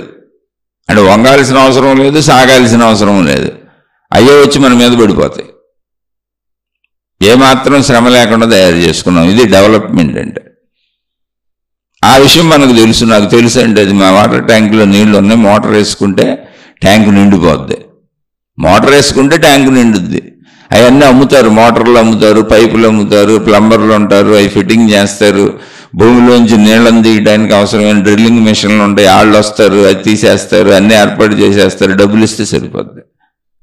అది నాకు తెలుసు. ఏం తెలుసు అంటే ప్లంబర్లు ఉంటారని తెలుసు, భూమిలోకి పైపులు వేసుకోవచ్చు అని తెలుసు. అంటే వాళ్ళు వేస్తారని తెలుసు, ఎలా వేయాలో నాకు తెలియదు. డబ్బులు ఇస్తే వాళ్ళు చేసేస్తారు, డబ్బులు ఇస్తే ఇల్లు కట్టి పెట్టేస్తారు. దేనివల్ల అనుకుంటారు. నాకు ఇల్లు తెలుసు, ఇల్లు ఎలా కట్టాలో తెలియదు, ఇల్లు కట్టడానికి అవసరమైన ముడి సరుకు ఎవరు తయారు చేస్తారో తెలియదు, ఎన్ని రకాలు ఉంటాయో తెలియదు, ఎక్కడెక్కడి నుంచి ఉంటాయో తెలియదు. కానీ నేను డిజైనింగ్ ప్రకారం నా ఇష్టాలు చెబితే చక్కగా ఎన్ని పెట్టి కట్టి పెడతారు, డబ్బులు ఇచ్చేస్తే చాలు. అది నాకు తెలుసు. అది తెలిసి మొత్తం తెలుసు అనుకుంటున్నాను నేను. నాకు ఇల్లు తెలుసు, ఇల్లు గురించి అస్సలేమీ తెలియదు. నేను ఇంట్లో ఉంటున్నా, అసలు నాకేమీ తెలియదు ఇల్లు గురించి. నేనుండే ఇల్లు గురించే నాకేమీ తెలియదు. నా కాళ్ళ కింద టైల్స్ ఉండొచ్చు, మార్బుల్స్ ఉండొచ్చు, లేదా సిమెంట్ గచ్చు ఉండొచ్చు, నేను దాని మీద నడుస్తూ ఉండొచ్చు, నాకు తెలుసు అనుకుంటున్నా. కానీ అది ఎలా తయారు చేస్తారో, వాటి ముడి సరుకులు ఎక్కడి నుంచి వస్తాయో, ఆ పనితనం వాళ్ళు ఎక్కడ నేర్చుకున్నారో, వాటిని అలా చెయ్యాలంటే, ఆ టైల్స్ వేయాలంటే, లేదా ఆ నేల అలా చెయ్యాలంటే, ఆ నేల మీద మార్బుల్ వేయాలంటే, ఆ నేల మీద వేసే రకరకాలు ఏది చేయాలన్నా ఎక్కడి నుంచి వచ్చినాయి, వాటి పనితనం ఏంటి, వాటిని అలా అక్కడ ఎలా ఉంచాలి, అది నాకేం తెలియదు. కానీ నాకు మొత్తం తెలుసు అని చెబుతా. అందుకే తెలుసులో తెలియంది ఎంత తెలుసుకోండి ముందు. తెలుసులో తెలియంది ఎంత. ఇలా నూతిలో కప్ప గురించి చెప్పుకుంటున్నాం కదా, అప్పుడు మన జ్ఞానం కూడా అంతే. నూతిలో కప్ప లాంటిది మన జ్ఞానం. ఇలా ఏర్పరిచినటువంటి నూతిలో నీళ్లు తోడుకోవడానికి వచ్చి తోడుకొని వెళ్తూ ఉంటారు. సహజంగా నీళ్లున్న చోట కప్పలు ఉంటాయి, అవి నీటిలోనే ఉంటాయి, మురుగు గుంటల్లో వీటిల్లో. కొన్ని నీళ్ళన్న చోట చేపలు ఉండే అవకాశం కూడా ఉంది. అంటే నీటికి సంబంధించిన జంతువులు ఉంటాయి. ఇక్కడ కప్ప అనేది ఏంటంటే, ఆ నూతిలో చాలా కప్పలు తయారైన కప్పలు ఉన్నాయి, బోల్డ్ కప్పలు ఉన్నాయి ఆ నూతిలో. అవన్నీ రోజు ఫ్రెండ్షిప్ చేసుకుంటున్నాయి, మనలాగా తిరుగుతున్నాయి, బతుకుతున్నాయి, ఏదో చేస్తున్నాయి. అన్న కప్పలు ఏం చేస్తాయి, అక్కడ నాచు తింటాయి, నీళ్ళల్లో ఏర్పడే నాచుని తింటాయి, అక్కడ పుట్టేటువంటి చిన్న చిన్న పురుగులను తింటాయి. ఆ నీటికి సంబంధించిన అనేకం అక్కడ ఉన్నటిని తిని బతుకుతూ ఉంటాయి, వాటి ఆహారం అది. నీటిలో ఆక్సిజన్ పీల్చుకుంటాయి. కప్ప నీటిలోనూ బతకగలదు, నీటి బయట బతకగలదు. నీటిలో ఉన్నటువంటి వాయువుని పీల్చుకుంటుంది, నీటి బయట ఉన్న వాయువుని పీల్చుకోగలదు. దాని శరీర నిర్మాణం అలా ఉంది. అది కప్పలన్నీ కబుర్లు చెప్పుకుంటే మనలాగానే మొత్తం తెలుసు, ప్రపంచం అంతా ఇంతేను, మొత్తం మన ఇదిగో అబ్బో ఈ చివరి నుంచి ఆ చివరికేంటి, నూతిలో నీళ్ళల్లో, నూతి లోపల గుంటలో, భూమి లోపల గొయ్యి తవ్వుకొని, ఆ గొయ్యిలో నీరు కోసం గొయ్యి తవ్వుకున్న మనుషులు కొన్ని వరలేసి దాన్ని నుయ్యిలా తయారు చేసుకుంటే, ఆ నూతిలో బతుకుతున్నటువంటి క్వశ్చన్ కప్పలు ఆ నుయ్యే మొత్తం ప్రపంచం అనుకుంటున్నాయి. ఎందుకని వాడు బయట ప్రపంచం చూడలా. అవి అక్కడే పుట్టినాయి, అక్కడే పెరుగుతున్నాయి, అక్కడే చచ్చిపోతున్నాయి. మళ్ళీ ఆడమగా అక్కడే కలుస్తున్నాయి, అక్కడే సంతానోత్పత్తి చేసుకుంటున్నాయి. వాటి సంసారాలు, వాటి కుటుంబాలు, వాటి జీవితాలు, వాటి స్నేహాలు, వాటి పుట్టుకలు, వాటి మరణాలు, వాటి విలాసాలు అన్నీ అక్కడే సాగుతున్నాయి, అనూతిలోనే. అందుకని మొత్తం ప్రపంచం ఇదే అనుకుంటున్నాయి. సరే, అలా బ్రహ్మాండంగా ఒక్కొక్క కప్ప కొంచెం యవ్వనంలో ఉన్న కప్పలో ఇటు నుంచి అటు ఎగురు చంపు కొడుతున్నాయి నూతిలో. కొట్టి చూసావా, నేను ప్రపంచంలో ఈ చివరి నుంచి ఆ చివరికి దూకేశానని చెబుతుంది అది. అలా రోజు పోటీలు పెట్టుకుంటాయి, ఏదో ఆటల పోటీలు, ఏదో ఖాళీగా ఉన్నప్పుడు, వాటి లగ్జరీస్ అన్నీ తీరిపోయి అవసరాలన్నీ తీరిపోయినా ఖాళీగా ఉన్నప్పుడు సరదాగా పందాలు పెట్టుకుంటూ ఉంటాయి. కొన్ని కప్పలు దూకలేకపోతూ ఉంటాయి, కొన్ని కప్పలు ఈ చివరి నుంచి ఆ చివరికి దూకేస్తాయి నూతిని, ఈ అంచు నుంచి ఆ అంచుకి, లోపలే నీళ్ళల్లో బ్రహ్మాండంగా దూకేశాను అనుకుంటూ ఉంటాయి. అలా ఒక బ్రహ్మాండంగా దూకేశానన్నటువంటి మహాయోధుడైనటువంటి కప్ప ఒకటి ఉంది, కండలు తిరిగిన శరీరంతో. నన్ను మించిన వాళ్ళు ఎవరు లేరు, మొత్తం దూకేశాను, మిగిలిన కప్పలన్నీ నా కిందేను అనేటువంటి అద్భుత అహంకారంతో మిగిలిన కప్పలు కూడా ఒప్పుకున్నాయి, మేము అంత దూకలేకపోయాం, నువ్వే సూపర్ అని, నువ్వే మాకు రాజుగా ఉండని. ఓకే, ఇప్పుడు ఈ రాజు కప్ప అందరి మీద పెత్తనం చేస్తుంది, దీనికి హోదా వచ్చేసింది, అధికారం వచ్చింది, ఎందుకంటే దూకగలుగుతుంది ఈ చివరి నుంచి ఆ చివరి వరకు. అదే మామూలుగా నీళ్లు తోడుకునే వాళ్ళు రోజు వస్తారు, బకెట్లు వేసి నీళ్లు తోడుకుంటూ ఉంటారు. అలా ఎవరో బకెట్ వేసి నీళ్లు తోడుతుంటే ఒకసారి ఈ రాజు కప్ప వెళ్ళి ఆ బకెట్లో పడిపోయింది. బకెట్లో పడిపోతే బకెట్ నీళ్ళతో పాటు పైకి వచ్చేసింది నూతిలోంచి. ఆ బకెట్ నీళ్లు తోడుకున్న వాళ్ళు ఆ కప్పను చూసి కప్పను బయట విసిరేశారు, బయట విసిరేసి నీళ్లు తోడుకుంటే లేదు, ఎందుకంటే రోజు కప్పలు ఉంటాయి. కప్ప పెద్ద విశేషమేం కాదు మనుషులకి, అదేం భయము కాదు. దాన్ని బయట పారేసి మళ్ళీ నీళ్ళు తోడుకొని వెళ్ళిపోయారు. ఇప్పుడు కప్ప నూతి బయటపడింది, బయటపడి ఒక్కసారి అటు ఇటు చూసింది. చూస్తే దానికి అనంతంగా కనపడుతుంది, బార్డర్ లేదు ఎక్కడ. నూతి లోపల బార్డర్ ఉండేది, నీళ్లు ఉండేవి, నూతి లోపల చుట్టూ బార్డర్ ఉండేది, దానికి బార్డరే కనపడతలేదు అసలు. అనేకం కనపడుతున్నాయి, ఎప్పుడు చూడలేదు వాటిని. అనేక రకాల చెట్లు, అటు వెళ్తున్న మనుషులు, జంతువులు. ఇది గెంతుకుంటూ గెంతుకుంటూ ముందుకెళ్తుంది, చూసుకుంటా ముందుకెళ్తుంది. ఎంత వెళ్ళినా అనంతంగా ఉంది, ఎన్నెన్నో కనపడుతున్నాయి, అసలు వాటిని ఎప్పుడు చూడలేదు. అప్పుడు అనిపించింది దానికి, ఇప్పటి వరకు నేను తెలుసు అనుకున్నది అసలు నాకు తెలిసిందే కాదని. నాకేమీ తెలియదు, బయట బోల్డ్ ప్రపంచం ఉంది, ఈ ప్రపంచంలో మళ్ళీ అనేకం ఉన్నాయి, అవేంటో కూడా నాకు తెలియదు. నాకు తెలిసింది కప్పలే, నాలాంటి కప్పలే. నాకు తెలిసింది ఆ నూతిలో నీళ్లే, అక్కడ నేను తినే నాచు, నాకు దొరికే 4 చిన్న చిన్న క్రిములు, కీటకాలు, ఎంతకు మించి నాకేం తెలియదు. ఏంటి బయట ఎంత ఉంది, అనంతంగా ఉంది. మనుషులు వెళ్తున్నారు, జంతువులు వెళ్తున్నాయి, చెట్లు ఉన్నాయి, పొట్లు ఉన్నాయి, గోట్లు ఉన్నాయి, మళ్ళీ నీటికి సంబంధించినటువంటి పెద్ద పెద్ద చెరువులు కనపడుతున్నాయి, సరస్సులు కనపడుతున్నాయి. తిరిగింది తను అసలు ఎటు వచ్చిందో తెలియదు, ఎక్కడికి వెళ్ళిందో తెలియదు, గందరగోళం అయిపోయింది. బాబోయ్, అసలు ఈ ప్రపంచం నాకు తెలియదు, నాకొద్దు బాబోయ్, నా ప్రపంచంలోకి నేను వెళ్ళిపోవాలి అని ఇంకా ఇప్పుడు దేవుడా అని మొరపెట్టడం మొదలుపెట్టింది. ఓ దేవుడా, నన్ను తీసుకెళ్ళి నా ప్రపంచంలో పడే, నా నూతిలో పడే, నాకు ఈ ప్రపంచం తెలియదు బాబోయ్, అసలు నేను ఎటు వెళ్తున్నానో తెలియదు, నేను దారి తప్పిపోయాను, నేను ఇప్పుడు ఎట్ట వెళ్ళాలి నా నూతిలోకి, అసలు ఎంత ఉందని కూడా తెలియదు నాకు. మొత్తం దాని అహం అణిగిపోయింది, దాని గర్వం అణిగిపోయింది. తెలియదు అన్న భావన ఎంత వెళ్ళిందంటే ఇప్పుడు దానికి భయం కలిగింది. ఎలాగోలా నన్ను వెనక్కి పంపే దేవుడా రాముడా అని వేడుకుంటుంది. సరే, మరి దాని అదృష్టమో మరి ఏంటో తెలీదు, కాలమో ఏమో తెలీదు. మొత్తానికి దానికి అది అలా గంతుతూ వెళ్తుంటే అక్కడ ఒక చిన్న గడ్డి లాంటిది ఏదో ఉంది, దాని మీద ఎగురు కూర్చుంది. దానికి తెలియదు అసలు, ఎగురుతో గంతులేస్తుంది. అయితే అది గడ్డి మోపు, ఎవరో గడ్డి కోసి అక్కడ గడ్డి మోపు పెట్టుకున్నారు ఎవరో రైతు. ఆ గడ్డి మోపు మీద వెళ్ళింది ఇది, వెళ్ళి ఎగిరి. ఈ కప్పను చూడలేదు, ఆ మోపులో దూరిపోయింది అది. రైతు వచ్చి కదిపేటప్పుడు మోపులో దూరిపోయింది, ఏదో ప్రమాదం నాగని. ఆ రైతు ఆ గడ్డి మోపును ఎత్తుకొని అలా వెళుతూ ఈ నుయ్యి దగ్గరికి వచ్చి ఆ గడ్డి మోపుని నూతిగట్టు మీద పెట్టి నేను నూతిలో నీళ్లు తాగుదామని బకెట్తో నీళ్లు తోడుకొని కాళ్ళు చేతులు కడుక్కొని కొంచెం మంచినీళ్ళు ఆ నూతిలో నీళ్లు తాగి మళ్ళీ మోపు ఎత్తుకునే ప్రయత్నం చేశాడు. ఈ కదలికల్లో ఆ కప్ప భయంతో తప్పించుకుందామని మళ్ళీ అక్కడ కదిలి ఎగిరి గంతేసింది, వెళ్ళి నూతిలో పడింది. ఆ విషయం అసలు రైతుకే తెలియదు. రైతు మామూలుగా నీళ్లు తాగేసి ఆ గడ్డి మోపుని నెత్తి మీద పెట్టుకుని వెళ్ళిపోయాడు. అది ఎగిరి పడుతూ నూతిలో పడిపోతున్నాడు. సత్యానంద నాయన ఎక్కడో పడిపోతున్నాను, వెళ్ళిపోతున్నాను ఎక్కడికో ఉంది. ఎందుకంటే అగాధంలో దిగిపోయినట్టు ఉంది, దానికి ఎక్కడికో జారిపోతుంది. అది వెళ్ళి ఢాము నీళ్ళలో పడింది, నూతి నీళ్ళలో పడినాక తేరుకుంది. ఎందుకంటే నీళ్లు అలవడ్డది దానికి ఏం జరగల, ఏం అవలా. చుట్టూ చూసుకుంది, చూస్తే అమ్మ నువ్వే, తన ప్రపంచం. నువ్వేం దానికేం తెలుసు, నువ్వేం మనుషులకు తెలుసు. తన ప్రపంచంలోకి వచ్చి పడింది, అదిరిపోయింది, ప్రాణం లేచి వచ్చింది. నిజంగా దేవుడు ఉన్నాడు కాపాడాడు అనుకుంది. మళ్ళీ అక్కడి నుంచి చుట్టూ ఉన్న స్నేహితులందరినీ చూసింది. అమ్మయ్య, నా ప్రపంచంలోకి నా వాళ్ళ దగ్గరికి వచ్చేసాను అనుకుంది. మిగిలిన కప్పలు కూడా నువ్వు వెళ్ళిపోయావు, మేము ఎంతో బెంగపడ్డాము, అసలు నువ్వేమయ్యావో తెలియట్లేదు, చాలాసార్లు అనుకున్నాం, అదిగో ఆ బకెట్లు అంటే ఏయో వచ్చి మన మీద పడుతున్నాయి అంటే పైనుంచి ఏదో ప్రమాదం, మనం బకెట్ అంటున్నాం, అదేదో ప్రమాదాలు అనుకుంటున్నాయి, ఏదో ఢామ్మని వచ్చి మన మీద పడుతున్నాయి, మళ్ళీ పైకి వెళ్ళిపోతున్నాయి. అలాంటప్పుడు మనం వాటికి చిక్కకుండా అందరం అడుక్కి వెళ్ళిపోవాలనుకున్నాం కదా, నువ్వేమో దొరికిపోయావు మన పొరపాటున, ఇంకా అనుకున్నావు నువ్వు ఇక లేవని.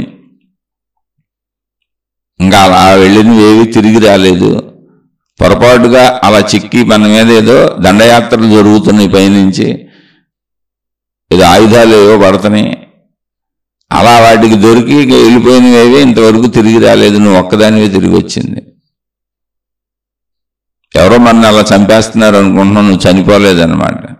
అప్పుడు చెప్పింది అక్కడ ఉన్న కప్పలకి, మీ కప్పలు మీరు తగలయ్యా, నా జ్ఞానం నేను తగలయ్యా, ఇటు నుంచి ఇటు దూకేసి నేనేదో మొత్తం తెలుసు అనుకుంటున్నాను, మీకు కూడా మనందరం ఇదే ప్రపంచం అనుకున్నాం, బయట అసలు ఎంత ఉందో తెలుసా ప్రపంచం. ఇంతకీ అసలు ఈ పడే బకెట్లు కూడా మన ఎవరో చంపట్లేదు, పైనుంచి ఏం పట్టలేదు, అక్కడ ఎవరో నన్ను ఏమీ చేయలేదు, అసలు నీళ్ళతో పాటు పైకి వెళ్ళిపోయాను, తీసి బయట వేసి ఎవరో మళ్ళీ అల్పనాలు చేసుకుపోయారు, అది నాకు తెలియని కూడా తెలీదు. అనంత ప్రపంచం ఉంది బయట, ఎంత గింతాను ఎంత గింతాను ఎంత గింతాను, అసలు ఎంతవరకు వెళ్ళాను, అనంతం ఎంత చూసినా అనంతంగా ఉందంది. ఇంకా నా వల్ల కాక నేను భగవంతుడిని ప్రార్థించాను, నాకేం వద్దు, నా ప్రపంచంలో నన్ను పడేయని. ఇదిగో నిజంగా భగవంతుడు ఎవరో వచ్చి నన్ను ఇందులో పడేశాడు, ఎవరో భగవంతుడు తీసుకొచ్చి పడేశాడు. మనం కూడా అలాగే ఉన్నాం, అలాగే మతాలు ఏర్పరుచుకున్నాం, మార్గాలు ఏర్పరుచుకున్నాం, విధానాలు ఏర్పరుచుకున్నాం, పద్ధతులు ఏర్పరుచుకున్నాం. ఇలాగే ఎవరో నన్ను తీసుకొచ్చి నన్ను నూతిలో కప్పన పడేసినట్టుగా మహిమలు మాయలు ఇవన్నీ జరుగుతున్నాయి, నాకు చేశారు, నన్ను రక్షిస్తున్నారు, నన్ను కాపాడుతున్నారని చెప్పుకుంటున్నాం. అనంత విశ్వంలో మన భూమి ఒక చిన్న నూతి లాంటిది అయితే అందులో ఉన్న కప్పల్లాంటి వాళ్ళు మనం ఇప్పుడు జరిగిన స్టోరీ అంతా. ఎందుకో తెలుసా, భూమి కంటే పెద్ద పెద్ద గ్రహాలు అనంత విశ్వంలో కోటాను కోట్లు ఉన్నాయి. అసలు ఎన్ని గ్రహాలు ఉన్నాయో తెలీదు. భూమి కంటే పెద్ద గ్రహాలు ఈ విశ్వంలో కోటాను కోట్లు ఉన్నాయి. భూమి కంటే చిన్నవి భూమి లాంటివి కోటాను కోట్లు ఉన్నాయి. కోటాను కోట్లు అనే పదం అంటే ఏంటి, తెలియనన్ని అనంతంగా ఉన్నాయి. ఎన్ని ఉన్నాయో చెప్పటం అసలు వల్ల కాదు, లెక్క వేయటం కుదరదు, మనిషి వల్ల కాదు. ఇప్పుడు మనం నూతిలో కప్పలం కదా, ఎంత తెలుసు మనకి, తెలుసు అంటే ఎంత తెలుసు, తెలుసు అన్న దాంట్లో తెలియంది ఎంత, ఆ తెలియనిది ఎంతో తెలుసుకుంటే, నాకు తెలియదు అన్నది తెలుసుకుంటే అహంకారం పోద్ది, కర్తృత్వ భావన పోద్ది, భయం పోద్ది, బాధ పోద్ది, దుఃఖం పోద్ది. ఎందుకనంటే ఒక అనంతం ఏదో తన పని తాను చేసుకుంటుంది. నేనన్న భావన నాకు కలిగించేలా, నాకు అనిపించేలా అనంతంలో జరిగిన ఏర్పాటు ఇది. నేను ఒక నలకనే, నేను ఈ శరీరము అని నన్ను నేను అహంకారంతో ఐడెంటిఫై చేసుకున్నప్పుడు నాకు దుఃఖము సుఖము ఇవన్నీ కలుగుతున్నాయి. కానీ నేను సమస్త విశ్వంతో నన్ను ఐడెంటిఫై చేసుకున్నప్పుడు నాకు తెలియదు అనే విషయం నాకు బాగా తెలిసినప్పుడు సుఖ దుఃఖాలు తగ్గిపోతాయి, భయం తగ్గిపోద్ది, బాధ తగ్గిపోద్ది. ఎందుకంటే జ్ఞానమే మిగిలినప్పుడు అనంత విశ్వంలో విశ్వము చేత ఉన్నా ఉంచబడిన ధూళికణాన్ని నేను, విశ్వానికి నాకు భిన్నత్వం ఏం లేదు. ఈ ఏర్పాటు అంతా విశ్వంలో ఎందుకు జరుగుతుందో నాకు తెలీదు, అది విశ్వ కదలిక అంతే, విశ్వ చైతన్యం. దాన్ని తెలుసుకునే ప్రయత్నం కూడా అనవసరం, ఎందుకంటే అసలు తెలియబడదు. నేనుంటున్న భూమే నాకు తెలీదు, అసలు అది ఎంత విస్తృతో నాకు తెలీదు. అది ఎందుకు కదులుతుందో నాకు తెలియదు. ఎలాంటివి కోటాను కోట్ల విశ్వంలో ఉన్నాయి, ఇంకా నాకేం తెలుసు. అసలు నేనెందుకు ఉన్నానో, నేనెందుకు వచ్చానో నిజంగా నాకు తెలియదు. నేనెందుకు మరణిస్తానో నిజంగా నాకు తెలియదు. నా శరీరం ఎందుకు ఇలా దానంతట అదే పెరిగిపోతుందో నాకు తెలియదు. బాల్య కౌమార వార్ధక్య దశలకు ఎందుకు వెళ్తుందో నాకు తెలియదు. తెలిస్తే అసలు శరీరాన్ని ఆపేసుకుంటాక నేను, తెలిస్తే అసలు ఆకలి లేకుండా చేసుకుంటాక నేను, తెలిస్తే నేను నాకు ఇష్టం వచ్చిన రీతిలో మలుచుకుంటాక నేను, నా గురించే నాకు తెలియదు, నా శరీరం గురించే నాకు తెలియదు. ఇంకా వస్తువుల విషయాలు ఏంటి, ఏం తెలుసు ప్రపంచం గురించి? అలా విశ్వంతో కంపేర్ చేసినప్పుడు, బయటికి చూసినప్పుడు మన అహం అంతరించిపోతుంది. అది నేను చెప్పింది. అహం అంతరించిపోవాలి. అహం మూర్ఖత్వానికి సంబంధించింది, పరిమితికి సంబంధించింది. అది మూఢత్వాన్ని, మూర్ఖత్వాన్ని, అజ్ఞానాన్ని, మాయని, మిథ్యని అన్నిటినీ క్రియేట్ చేస్తుంది. అంటే ఈ పేర్లన్నీ దానికి సంబంధించినవి, మహాత్ములు చెప్పినవి. అందుకే మునులు, ఋషులు, యోగులు, తపస్సంపన్నులు, మహాత్ములు అనేవాళ్ళు ఎప్పుడు సౌమ్యంగా, శాంతంగా, ప్రశాంతంగా ఉంటారు.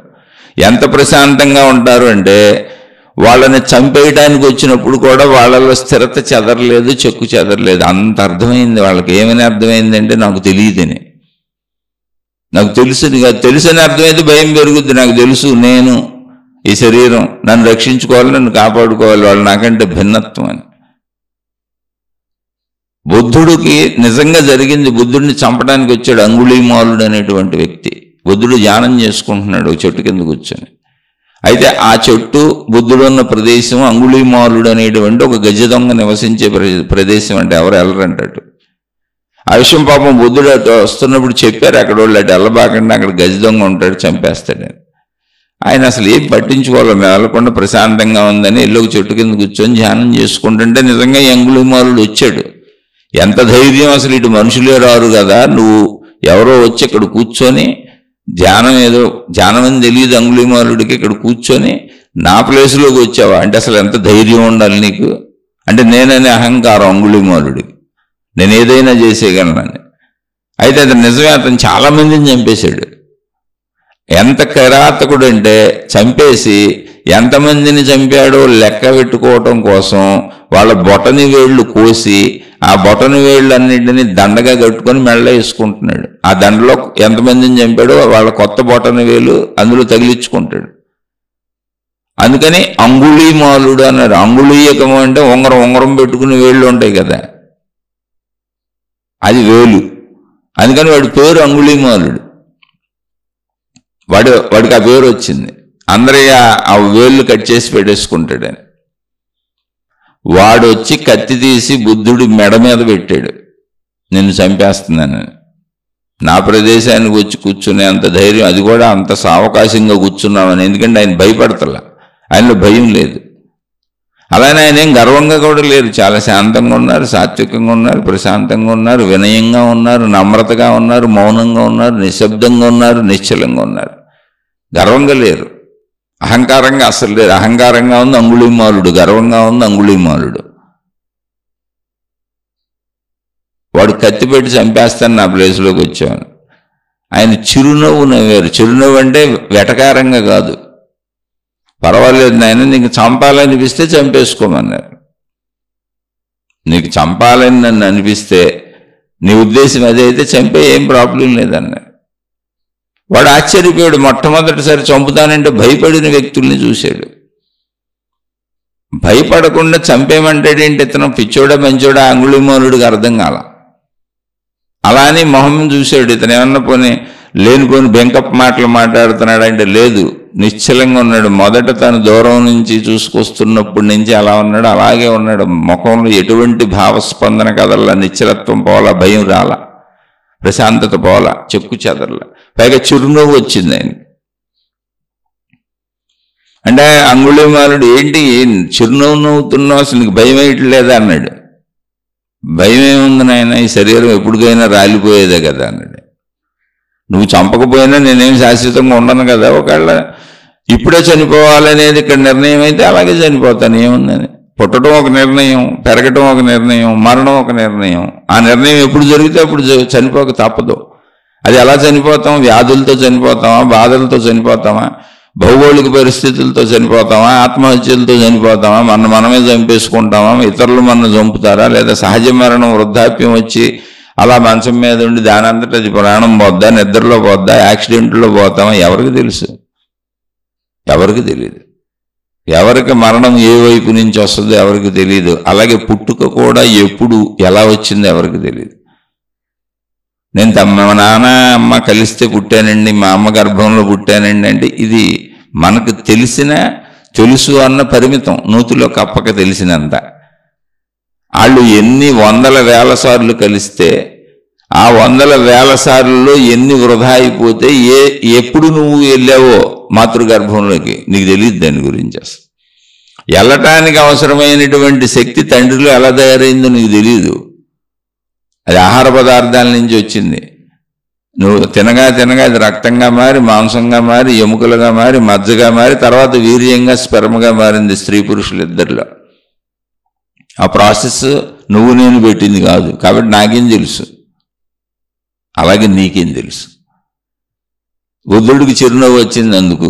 తెలియదు అన్నదే ఎక్కువ ఉంది ఇక్కడ, తెలియని దాని గురించి ఇదంతా ఎందుకు, ప్రశాంతంగా ఉండేదానికి. ఏది జరగాలి అది జరుగుతుంది.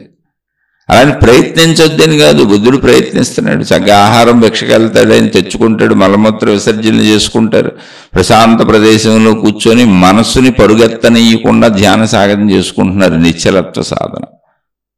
ఓ పరుగులు తీయకుండా తెలుసని, ఆ తెలిసినవన్నీ కావాలని, వాటిలో కోరికలని, వాటికి ప్రయత్నాలని, సాధనలని, మళ్ళీ అందులో దొరికితే సుఖమని, దొరకకపోతే దుఃఖమని, మధ్యలో భయం అని, నేనని, అహంకారం అని, అలా పరుగులు తీసే మనస్సుని నిశ్చలత్వంలో ఆపుతున్నారు. నీకేమీ తెలియదు, గంతులేకు, ఆకలేసినప్పుడు ఏదో భిక్షకెళ్ళి అని తెచ్చుకుందాం, నిద్ర వస్తే నిద్రపోదాం, అది కూడా సేఫ్గానే నిద్రపోదాం, ఉన్నంతలో తెలిసినంతలో మంచిగానే ఉందాం. అనుకోని వచ్చి మీద పడితే మనం చేసేది ఏంటి? ఇప్పుడు వీడొచ్చి చంపకపోతే పిడుగు పడుద్ది, ఏం చేయాలి? పిడుగు దించి ఎలా తప్పించుకుంటాం? లేదా ఎవడో అడ్డగోలుగా తాగేసి వచ్చి లారీ మీద ఎక్కిచ్చేస్తాడు, మనకేం తెలుసు ఆడు లారీ మీద ఎక్కిస్తాడని. పడుకున్న నీళ్ళల్లోకి కూడా వెళ్ళిపోయినాయి. లేదు ఏ గుండెపోటు వచ్చిపోతాం. అసలు గుండెపోటు వస్తుందని మనకు తెలిస్తే ముందు నుంచి గుండెలో గుండెపోటు తెచ్చుకుంటామా? వ్యాధులు ఎవరైనా తెచ్చుకుంటారా? బాధలు ఎవరైనా తెచ్చుకుంటారా? అదంతా తెలీదు అనేది అదే. తెలుసు అనేది ఏంటో తెలుసా? ఈ శరీరం తెలుసు అంతే, నూతిలో కప్పల. అందుకనిలో బుద్ధుడిలో నిశ్చలత్వం వచ్చింది. అందుకే ఇదంతా మీకు ఎందుకు చెబుతున్నానంటే, ఎప్పుడైతే తెలియదన్న భావన పెరుగుతుందో అసలు తెలుసుకోవాలన్న ఆసక్తి కూడా ఉండదు. ఏదో భవిష్యత్తులో పొడిసేయాలి, లాగేయాలి, చేసేయాలి అనేవి అన్నీ ధర్మంగా చేస్తాం, మంచిగా చేస్తాం. మొత్తమేమి ఆపేయం. తెలియదంటే పిచ్చోళ్ళమేమి అయిపోము. అహంకారం పోద్ది, ఉన్న పిచ్చిపోద్ది.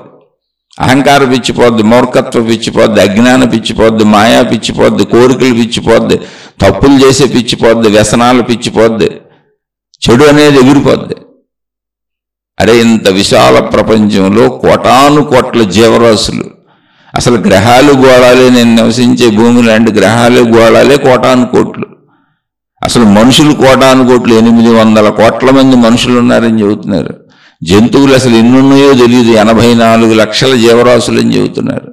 అసలు చెట్లు ఎన్నున్నాయో తెలియదు, కోటాను కోట్లు. వీటన్నిటికీ పోషణ, అవసరత అన్నీ ఉన్నాయి, ఒకదాని మీద ఒకటి ఆధారపడి ఉన్నాయి. గమనిస్తే మొత్తం సృష్టి అంతా ఒక సిస్టమేటిక్గా, విధానపరంగా చక్కగా సాగుతుంది. అందులో ఎక్కడ విధాన మార్పులు లేవు. ఆ చక్కదనం ఎక్కడ చెడలేదు, ఆ క్రమశిక్షణ ఎక్కడ చెడలేదు. అరే నాకేం తెలుసు, నేను ఒక ధూళికణాన్ని, ఆ సృష్టిలో కలిసిపోయి నేను కూడా సృష్టిని అనుకొని ఆ అనంత భావనలో, అనంతత్వంలో లీనమైపోయి అది అందించి అందుకొని చక్కగా హాయిగా ఏ చెడు లేకుండా నా ప్రయత్నంతో దొరికినవి తెచ్చుకొని తృప్తిగా, సంతృప్తిగా ఉండటం తప్ప నేను ఏం చేయగలను? శరీర ఎదుగుదలను ఆపగలనా? రాబోయే వృద్ధాప్యాన్ని ఆపగలనా? మరణాన్ని ఆపుకోగలనా? లేదా భౌగోళిక విపత్తుల్ని ఆపగలనా? సునామీలు, భూకంపాలు, వీటిని ఆపగలనా? పిడుగులు పడటం ఆపగలనా? ఏం ఆపగలను? అసలు ఎవరిని ఆపగలను? ఎలా ఆపగలను? కాబట్టి భయం ఎందుకు వదిలేయి. అసలు భయం ఉండదు, భయం అనేది ఉండదు. నాకు తెలియదు అనే భావన ఎప్పుడైతే వస్తుందో ఉండదు. అప్పుడు నువ్వు సృష్టిలో కలిసిపోతావు. తెలుసు అన్నప్పుడు విడిపోతున్నావు, నేనని విడిపోతున్నావు. ఇది భౌతికం ఆధ్యాత్మికం అన్నది కాదు, అది భౌతికమైన, అది ఆధ్యాత్మికమైన. తెలియదు అన్న భావన ఏంది? అందరితో కలుస్తావు, మనుషులందరితో. ఎవరైనా చెప్పినా జాగ్రత్తగా వింటావు, అందులో పనికొచ్చే అంశం తీసుకుంటావు, పనికిరాని అంశాన్ని వదిలేస్తావు. అంటే పనికిరాని అంటే నీకు అవసరం లేని, అంతే తప్ప వాదోపవాదాలు ఉండవిక. ఎందుకని తెలియదన్న విషయం అందరికీ తెలిసిందనుకో, గొడవ ఎందుకుంది? చెబితే తెలుసుకుంటారు, అవసరమైతే వాడుకుంటారు, అవసరం లేకపోతే వదిలేస్తారు. కానీ వాదన ఎక్కడ వచ్చింది? రెండు తెలుసులు ఉన్న చోట వాదన వస్తుంది, గుద్దుకుంటూ ఉంటాయి. రెండు అవసరాలు ఉన్న చోట వాదన వస్తుంది, గుద్దుకుంటూ ఉంటాయి. రెండు కోరికలు ఉన్న చోట వాదన వస్తుంది, గుద్దుకుంటూ ఉంటాయి. రెండు భిన్నత్వాలు ఉన్న చోట వాదన వస్తుంది, గుద్దుకుంటూ ఉంటాయి. రెండు భిన్నత్వాలు ఎందుకు ఏర్పడతాయి? తెలుసు అన్న భావనలో నేను వేరు, నువ్వు వేరు, నాకు తెలిసింది వేరు, నీకు తెలిసింది వేరు. కానీ తెలీదు అన్న భావన చూడండి, వేరు చేయటమే కుదరదు. తెలీదు అన్న భావన ఇంకా అనంతం, ఒకటే అది. తెలుసు అన్న భావన చూడండి, వేరు చేయొచ్చు.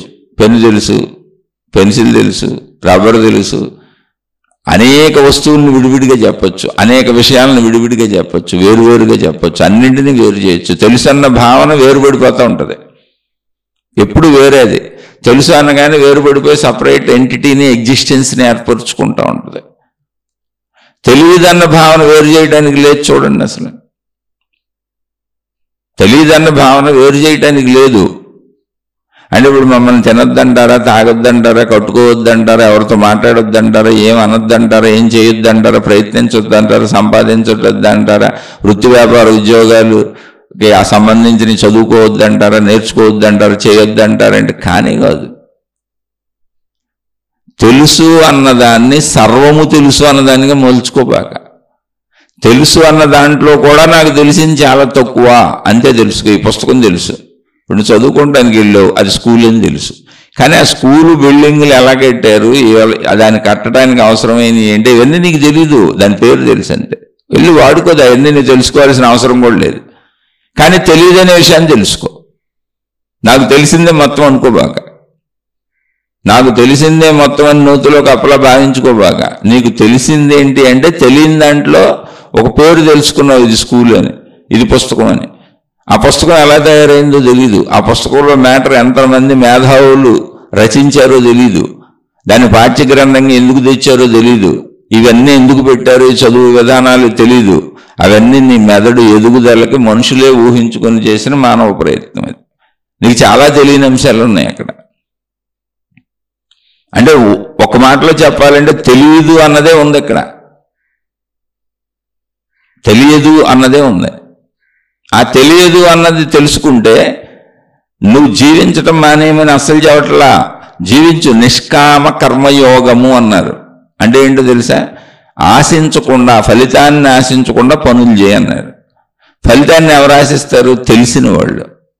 ఎంత కావాలి, ఇలా చేస్తే ఎంత వస్తుంది, ఖచ్చితంగా దీనికి ఎంత రావాలి అంటే ఇదంతా తెలుసులోంచి వస్తుంది. ఖచ్చితంగా అంత ఎందుకు వస్తుంది? నిన్న వచ్చింది వాళ్ళు రాదు, నిన్న వచ్చింది కదా వాళ్ళు ఎందుకు రాదంటే రాదు. నిన్న ఉన్నంత ఎండ వాళ్ళు ఉండకపోవచ్చు, నిన్న పడిన వర్షం వాళ్ళు పడకపోవచ్చు, నిన్న వేసిన చలి వాళ్ళు వేయకపోవచ్చు, అన్నీ మారిపోవచ్చు. అది నీకు నాకు తెలియదు. అందుకని తెలియదు అన్నదే ఎక్కువ ఉంది కనుక ఇక్కడ నిష్కామ కర్మయోగం అంటే ఏంటి? నువ్వు కర్మ చేయడానికి అవసరమైన శరీరం నీకు ఇవ్వబడింది, చూడటానికి అవసరమైన, వినడానికి అవసరమైన పంచేంద్రియాలు గ్రహించడానికి అవసరమైన నీ శరీరంలో ఉంచబడినాయి, గ్రహించి ఏర్పాటు చేయబడింది. నువ్వు అలా డిజైన్ చేయబడ్డావు, దాని ప్రకారం పనిచేసుకో. అంతే తప్ప నాకు తెలుసు అనుకోబాకన్నీ. నీ శరీర డిజైన్ ప్రకారం పనిచేసుకో, నీ శరీర అవసరాలు ఏంటో తీర్చుకో. అది అలా పెట్టబడింది సృష్టిలో.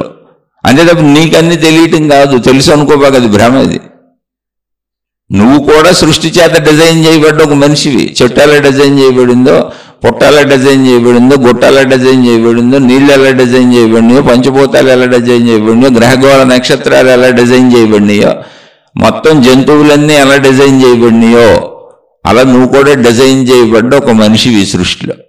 డిజైన్ చేసింది ఎవరో ఏమో మనకేం తెలుసు. దాన్నే మహాత్ములు శక్తి అన్నారు. సైన్స్ కూడా శక్తి అనే చెబుతుంది. మహాత్ములు దానికి పెట్టిన పేరు ఆత్మశక్తి. అప్పుడు నువ్వు శక్తి అనే పదాన్ని తెలుసుకోవటం కాదు. శక్తి అనేది పదం, పదంలో ఏమీ లేదు, పదంలో తెలుసుకోవటానికి ఏమీ లేదు.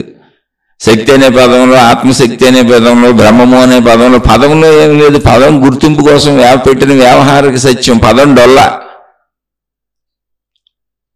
అందులో ఏముందంటే తెలియదు అనే అంశం ఉంది. ఇప్పుడు ఆత్మ అన్నప్పుడు ఎంత అంటే అనంతము అన్నారు. అనంతం అంటే అర్థం ఏంటి తెలియదు అని. నిర్గుణము అన్నారు అంటే దానికి ఏ గుణం లేదన్నారు అంటే అర్థం ఏంటి తెలియదు అని. గుణం ఉంటే తెలుస్తుంది. గుణం ఉంటే కోపిష్టోడండి, ఈయన చాలా మంచోడండి, దయ ఉందండి, జాలి ఉందండి, ప్రేమ ఉందండి, లేదా నీచులండి, నికృష్టులండి అని గుణం ఉంటే తెలుస్తుంది. నిర్గుణము అంటే తెలియదు అని అర్థం. ఏ గుణము లేదంటే అర్థం ఏంటి తెలియదు అని అర్థం. నిరాకారము, ఆకారం ఉంటే తెలుస్తుంది, చెట్టు పుట్ట గొట్ట మనిషి అని. నిరాకారము ఎలా తెలుస్తుంది అంటే అర్థం ఏంటి తెలియదు అని. నిరాకారము నిర్గుణము అంటే తెలియదు అని. అఖండము అంటే విడివిడిగా లేదు. ఖండంగా అంటే మనుషులు ఎంత ఉంటారు పరిమితంగా, అది ఖండము. చెట్టు ఎంత ఉంది, అది ఖండము. కనబడుతున్నాయని ఎంతెంత విడివిడిగా వేరువేరుగా ఉన్నాయి, ఓకే. కానీ వీటన్నిటికీ ఆధారమైన శక్తి అలా లేదు, అందుకని అఖండము అన్నారు దాన్ని. అఖండం అంటే అర్థం ఏంటి తెలియదు. అఖండం ఎలా తెలుస్తుంది? ఖండాలు అయితే తెలుస్తుంది, చెట్టు పొట్ట చేమ మనుషులు జంతువులు తెలుస్తుంది కానీ అంటే తెలియదని అర్థం. అవాంగ్ మానస గోచరము అన్నారు అంటే వాక్కులతో చెప్పలేము, మనసుతో ఊహించలేము అన్నారు. మనసుతో ఊహించలేనప్పుడు, మాటతో చెప్పలేనప్పుడు అది తెలియదనే అర్థం. అసలు ఎంత చక్కగా చెప్పారండి. కానీ ఆ తెలియదు అన్నదే సత్యము అన్నారు, అదే బ్రహ్మము, అదే ఆత్మశక్తి అన్నారు, అదే శక్తి అన్నారు. ఆ తెలియదన్న దానిని తెలుసుకోవడానికి వీలుగా వ్యావహారిక సత్యంగా పెట్టబడిన పదాలు ఇవి అని చెప్పారు. శక్తి అన్నా, బ్రహ్మము అన్నా, సత్యము అన్నా, దేవుడు అన్నా, ఏమైనా అనండి మీరు, అది తెలియదు అన్నదాన్ని సూచిస్తుంది. ఈ తెలియదు అన్నది తెలుసుకొని ఆ తెలియదు అన్నటువంటి నిరాకార నిర్గుణ ఆ శక్తి ఏదుందో దాన్ని భావించుకొని ఆ భావనలో కూర్చోమన్నారు. ఇప్పుడు తెలియదు అన్న భావనలో, నిర్గుణ నిరాకార ఆ బ్రహ్మము అనే భావనలో అది శక్తి, శక్తి అని తెలుసు ఉన్నది. తెలియదు అంటే అదేం శవం కాదు, లేనిది కాదు, శక్తి. శక్తిగా ఉంది కానీ తెలుసుకునేలా లేదు. శక్తి ఎలా ఉంటుందో ఎప్పటికీ తెలియదు. కాబట్టి ఒకటేదో ఉన్నది, అది తెలియనట్టుగా ఉన్నది అన్న భావనలో లీనమైపోమన్నారు. ఆ భావనలో లీనమైతే ఏమైంది? ఇప్పుడు అక్కడ తెలిసిందేమీ లేదు, ఊహించుకోవడానికి ఏమి లేదు, భావించడానికి ఏమీ లేదు. ఎందుకని మనసుకు కూడా అందదని చెప్పారుగా, వాక్కు కూడా అందదని చెప్పారు. కాబట్టి మాట్లాడటానికి ఏమీ లేదు, చేయటానికి ఏమీ లేదు. అంటే ఏమీ లేనప్పుడు, గ్రహించడానికి ఏమీ లేనప్పుడు, చేయటానికి ఏమీ లేనప్పుడు, ఊహించడానికి ఏమీ లేనప్పుడు ఉండే స్థితి ఏంటి? నిశ్చల స్థితి, ఒక ప్రశాంత స్థితి. అదే సర్వవ్యాపక ఆకాశము అని చెప్పారు. ఆ నిశ్చల స్థితిలో కదులు, నిన్ను కదలొద్దంటలా. ఇప్పుడు ఆకాశంలో సృష్టి ఉందంటే అర్థం ఏంటి? ఆకాశం సర్వవ్యాపకంగా నిశ్చలంగా ఉంది, దానిలో సృష్టి ఉంది, కదులుతుంది. అంటే నిశ్చలత్వంలో కదలిక ఉంది, ఎంత పరిమితంగా. నిశ్చలత్వం మొత్తం కదిలిపోవట్లా, నిశ్చలత్వం కదలడానికి ప్లేస్ లేదు. సర్వవ్యాపక ఆకాశం కదలడానికి ఇంకో ప్లేస్ లేదు. లేదా కదిలేటువంటి స్వభావం ఉన్న పదార్థం, వస్తువు అందులో ఏమి లేదు. అది నిర్గుణం, నిరాకారం, దానికి ఏమి లేవు అందులో. అది ప్రశాంతంగా ఉంది, అందులో కదులుతుంది. అలాగే తెలియదు అన్న దాంట్లో నీ తెలుసును కదుపు, తెలియదు అన్న దాంట్లో నీ తెలుసును కదుపు. ఇప్పుడు నన్ను నేను ఎలా తెలుసుకోవాలి అంటే చాలా తేలికైన విషయం ఏంటి ప్రపంచంలో అంటే నన్ను నేను తెలుసుకోవడం, మిగిలింది ఏది తెలుసుకోలేవు. నువ్వు బయట ప్రపంచంలో అసలు భౌతిక వస్తువులు తేలిక అనుకుంటున్నారు అందరూ, చాలా కష్టం, తెలుసుకోలేరు. అసలు నీ పక్కన ఉన్న మనిషి, నీ సొంత జీవిత భాగస్వామి మనసులో ఏముందో తెలుసుకో. వాళ్ళు ఏమనుకుంటున్నారో తెలుసుకో. ఏమి తెలియదు, వాళ్ళు పైకి చెప్పిన మాట నిజం అనుకుంటున్నావు అంతే. నువ్వు ఆ విషయం కూడా మనకు తెలుసు, పరిశీలించుకో.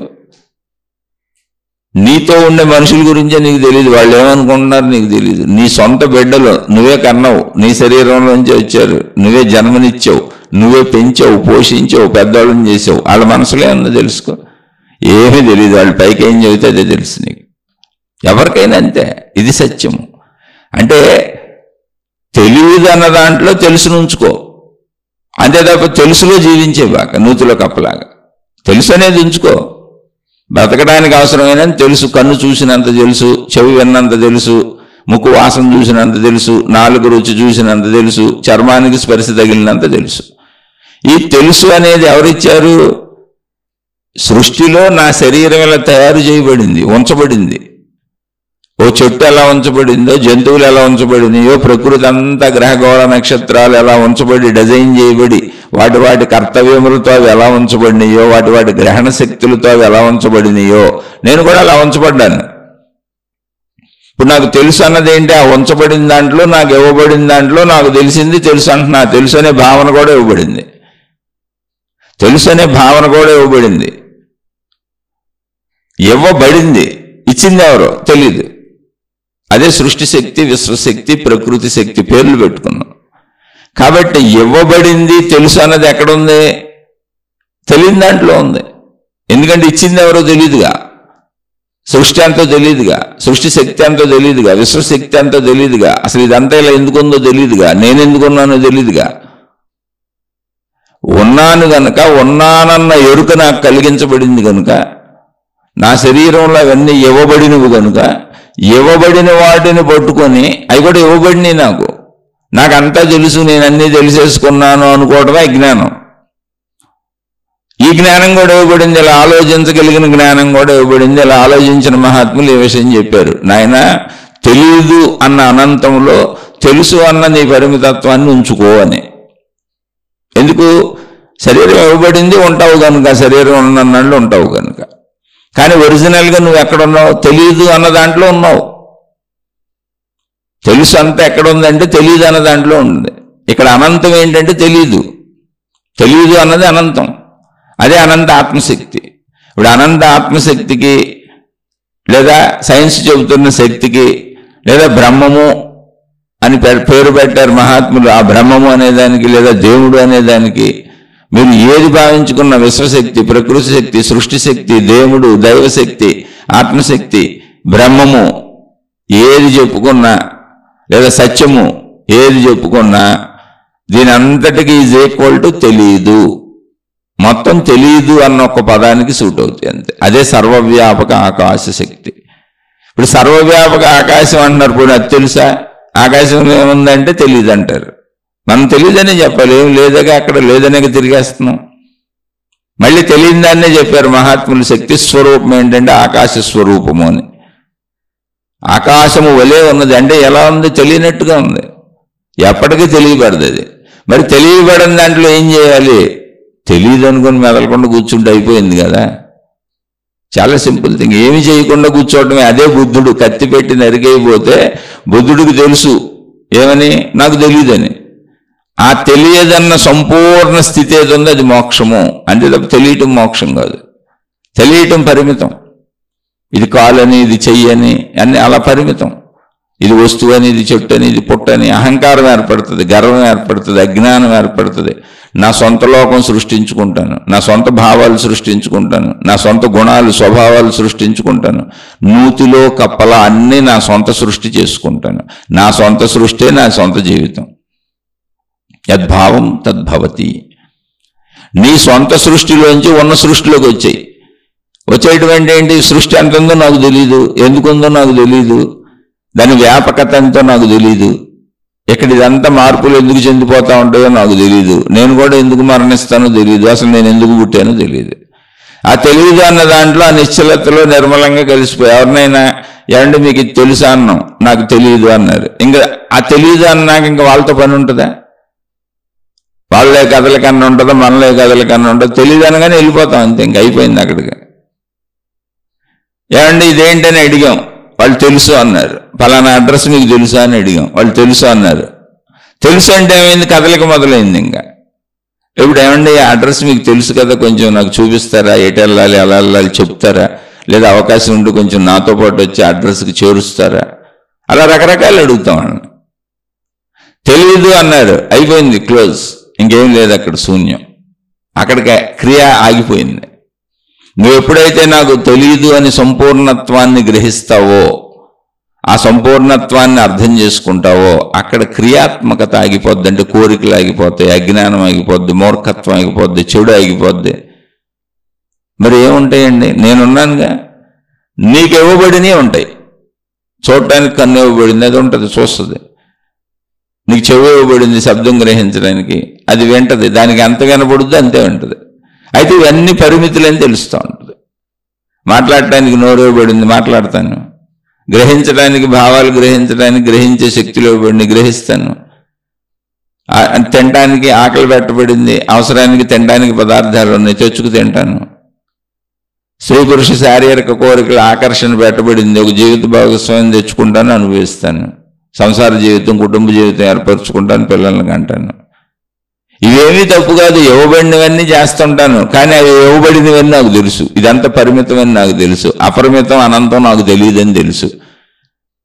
భవిష్యత్తు గురించి ఎదురు చూడను, జాతకాలు చెప్పించుకొని పరుగులు పెట్టను, నేనేమవుతానని ఎవరిని అడగను. ఎందుకని ఈ అనంతంలో ఇప్పుడు ఏదైనా జరుగుద్ది. అందుకే బుద్ధుడు నిశ్చలంగా కూర్చున్నాడు. చంపుతానంటే చంపన్నాడు. ఇదేంట్రా నాయన, చంపమంటాడు ఏంట్రా నాయన, అసలు భయపడతారు కదా. ఎందుకని పరిమిత జ్ఞానం చంపుతానంటుంది.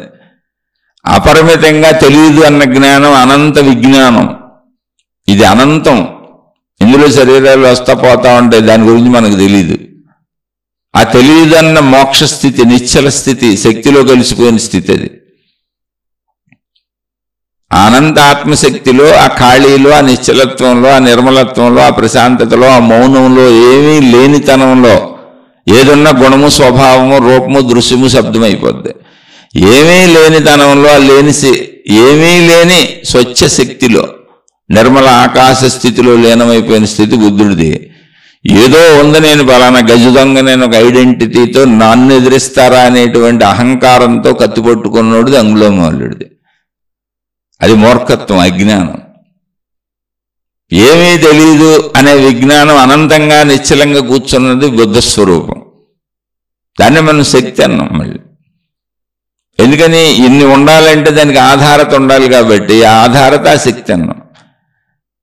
ఇన్ని సజీవంగా కదులుతూ చైతన్యంగా కనపడుతున్నాయి కాబట్టి ఆ ఆధారతని చైతన్యం అన్నాం. కానీ అది చైతన్యమా, కదులుద్దా లేదో మనకు తెలియదు. అది అనంతత్వం అంతే. అందులో లీనమైపోవటమే. అందులో లీనమైనాక ఇంకేం భావాలు పుట్టవు. తెలియదు అన్న నిశ్చల స్థితిలో లీనమైపోతాం. ఆ స్థితి బుద్ధుడిది. అందుకని నువ్వు చంపితే ఇప్పుడు వచ్చింది ఏంటి, నేను ఆల్రెడీ అనంతాన్ని, నేను ఈ శరీరాన్ని కాదు, నువ్వు చంపేది శరీరాన్ని. కానీ నేను ఆల్రెడీ అనంతత్వంలో కలిసిపోయినా, తెలియని నిశ్చల స్థితిలో కలిసిపోయినా. నువ్వు చంపినా తెలియదు, నువ్వు చంపకపోయినా తెలియదు. ఒకవేళ చంపేశావు అంటే ఆ మాట్లాడేది శరీరం, పరిమిత భావన. పరిమిత భావన మాట్లాడుతుంది. ఆయన అపరిమిత భావనలో ఉన్నాడు, అనంత భావనలో ఉన్నాడు. అదే మోక్ష స్థితి. అయితే దానికి చేరుకోవటానికి స్టెప్ బై స్టెప్ నిదానంగా వెళ్ళాలి. శరీరం అబద్ధమా? కానే కాదు. శరీరం ఇవ్వబడింది అని చెబుతున్నాగా, సృష్టిచే ఉంచబడింది. నీకు ఆ అవయవాలు ఇవ్వబడినాయి, నీకు ఆ ఇంద్రియాలు ఇవ్వబడినాయి. అలా నువ్వు జీవించడానికి అనువుగా, ఇంద్రియ సుఖాలకు అనువుగా, ఇంద్రియ అవసరాలకు అనువుగా అన్నీ బయట ఉంచబడినాయి. అన్నీ ఆకర్షణలు పెట్టబడినాయి. అన్నీ అనుభవించు, తిను, తాగు, తిరుగు. కానీ తెలుసు అనేది ఏంటి? తెలుసు అనేది ఇవ్వబడింది నీకు. కంటితో నువ్వు చూసింది నీకు తెలుసు అనేలా భావన ఇవ్వబడింది. కానీ నీకెంత తెలుసు? నీ కన్ను ఎంత చూస్తే అంతే తెలుసు. నీ కన్ను చూడంది నీకు తెలియదు. నీ కన్ను చూడనటువంటి అనంతం బోల్డ్ ఉంది, విశ్వం. అలా నీ చెవికి వినపడనంత విశ్వం బోల్డ్ ఉంది. నీ వాసనకి అందనంత విశ్వం బోల్డ్ ఉంది. నీ నాలుక రుచికి అందనంత విశ్వం బోల్డ్ ఉంది. నీ స్పర్శలకు అందనంత విశ్వం బోల్డ్ ఉంది. నీకు తెలిసింది ఏంటి? నీకు ఎంత అందాలో నిర్ణయించబడింది నీకు తెలుస్తుంది. అది నిర్ణయం, విశ్వ నిర్ణయం. అంటే నీకు తెలిసింది ఏంటి? విశ్వ నిర్ణయం. నీకు తెలిసింది విశ్వం, విశ్వ నిర్ణయం. నీకు తెలియంది విశ్వం. నీకు తెలియంది ఏంటి? విశ్వం. నీకు తెలిసిందేంటి? విశ్వ నిర్ణయం. నిన్ను ఎలా ఉంచాలని విశ్వం ఉంచింది, అంతే తెలుసు నీకు. విశ్వ నిర్ణయం నీకు తెలుసు, విశ్వం నీకు తెలియదు. విశ్వశక్తి నీకు తెలియదు, విశ్వ నిర్ణయం మాత్రమే నీకు తెలుసు. అంటే నీకు తెలుసు అన్నది నువ్వెంత తెలుసుకోవాలో నిర్ణయించబడి ఉంచబడింది. అయితే ఇక్కడ ప్రశ్న అడిగిన వారి ఉద్దేశం ఏంటి అంటే, నన్ను నేను ఎలా తెలుసుకోవాలి అంటే అది చాలా సామాన్యమైన విషయం. ఇందులో ఏముంది, అద్భుతాలు ఏమి లేవు. నన్ను నేను తెలుసుకోవటం మీరు మళ్ళీ ఆత్మస్థితి అనుకోబాకండి. ఆత్మస్థితి అంటే చెప్పాను, తెలియదు అన్న స్థితి.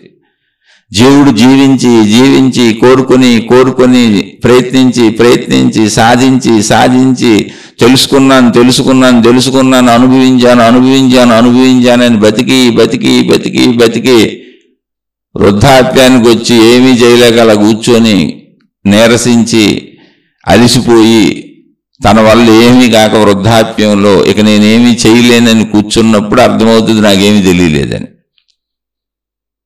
అప్పుడు అర్థమవుతుంది వృద్ధాప్యంలో అసలు నాకు తెలిసిందే కాదు, నాకేమీ తెలియలేదని ప్రశాంతంగా కూర్చుంటారు. అదే వృద్ధాప్యం అంటే ఏంటి? అన్నీ ఇవ్వబడినాయి. ఇంతవరకు తెలిసిందన్న యవ్వన పరుగులన్నీ ఇవ్వబడినాయి, బాల్య కౌమార యవ్వన పరుగులన్నీ ఇవ్వబడినాయి, వృద్ధాప్యం కూడా ఇవ్వబడిందే. ఇవన్నీ ఇవ్వబడుతున్నప్పుడు అలాగే జరుగుతున్నప్పుడు నాకు తెలిసిందేంటి? నాకు తెలిసింది అనే స్థితి కూడా నాలో ఉంచబడింది, ఇవ్వబడింది. అంటే తెలియదు అన్న అనంతత్వంలో తెలుసు అన్న పరిమితం నాకు ఇవ్వబడింది అనే విషయం నీకు తెలిస్తే, నాకు అసలు తెలుసు అనే అహం పెంచుకోవు, అజ్ఞానం పెంచుకోవు, నాకు తెలిసిందే నిజమైన నూతిలో కప్పలాగాల్లో. జాగ్రత్తగా ఆ విషయాన్ని అర్థం చేసుకోండి. ఒకవేళ ఇందులో సందేహాలుంటే ఇంకా మాట్లాడుకుందాం, ఎందుకంటే ఇది ఎంతైనా ఇలా మాట్లాడుతూనే ఉండొచ్చు, అనంతంగా మాట్లాడుతూనే ఉండొచ్చు. అయితే ఇక్కడ చాలా తేలికైన విషయం ఏంటంటే, మీరు అడిగిన ప్రశ్న మాత్రం చాలా మంచిది. ఎందుకంటే భౌతికమైన వస్తువులను తెలుసుకోగలుగుతున్నాం అన్నారు, అసలు భౌతిక వస్తువులు తెలుసుకోలేరు. ఒకసారి పరిశీలించి చూడండి. నేను చెప్పిన విధానంలో, నేను మాట్లాడిన విధానంలో ఆలోచించి చూడండి. ఆలోచన విధానం అటువైపు తీసుకెళ్ళి ఆలోచించి చూడండి. తేలికైన విషయం ఏంటంటే నన్ను నేను తెలుసుకోవటం. ఎందుకని? నా భావాలు నాకు తెలుస్తాయి. ఇక చాలా సింపుల్. ఏముంటుంది అది? నా గుణం నాకు తెలుస్తుంది, నా స్వభావం నాకు తెలుస్తుంది, నా కోరిక నాకు తెలుస్తుంది. ఎందుకు తెలియదు? మనం చూసుకోవట్లే, అంతే. చూసుకుంటే తెలుస్తుంది, మనం గమనించుకుంటే తెలుస్తుంది. చాలా తేలికైన విషయం ఆధ్యాత్మికం. ఆధ్యాత్మికం అంటే నన్ను నేను నా లోపల భావాలను చూసుకోవటం, అంతే. అలాగే ఆధ్యాత్మికం అంటే అన్నింటికీ ఆధారమైన లోపల దాన్ని తెలుసుకోవటం. అలా వచ్చినప్పుడు చాలా సింపుల్ ఆన్సర్ వచ్చేస్తుంది. నాకు ఆధారమైందేదో అన్నిటికీ ఆధారమైంది కూడా అదే. నన్ను ఎలా ఉంచిందేదో, పంచేంద్రియాలు ఇచ్చి మానవ శరీరం తయారు చేసి నన్ను ఎక్కడ ఉంచిందేదో, చెట్లు ఉంచింది అదే, జంతువుల నుంచింది అదే, గ్రహగోళాల నుంచింది అదే, నక్షత్రాల నుంచింది అదే, మొత్తం అన్నిటినీ ఉంచింది అదే. నేను కూడా అలా ఉంచబడ్డాను. మరి అన్నీ అలా ఎందుకు ప్రవర్తిస్తున్నాయి? ఇప్పుడు క్రూర జంతువులు సాధు జంతువులను చంపుకు తింటాయి అంటే అదే అలా పెట్టింది, అదే అలా పెట్టింది.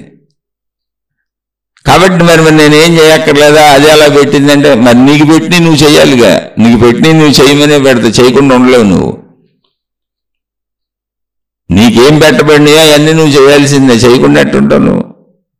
నువ్వు చేయకుండా ఉండే స్థితి మరణం అని అదే కల్పిస్తుంది ఒకటి. అది కూడా అదే పెట్టింది. కాబట్టి అది పెట్టి చెయ్యి, అదేం పెట్టిందో అది చెయ్యి.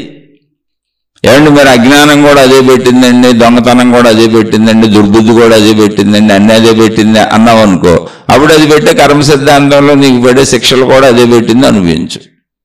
మరి నీకు విచక్షణ జ్ఞానం పెట్టిందిగా, ఇది తప్పు రైట్ అని తెలిసేలా పెట్టిందిగా, కాబట్టి తప్పులు చేయబాక. తెలుస్తుందిగా లోపల, తప్పు చేయకూడదని తెలుస్తుందిగా, అది పెట్టిందిగా లోపల, కాబట్టి తప్పులు చేయబాక.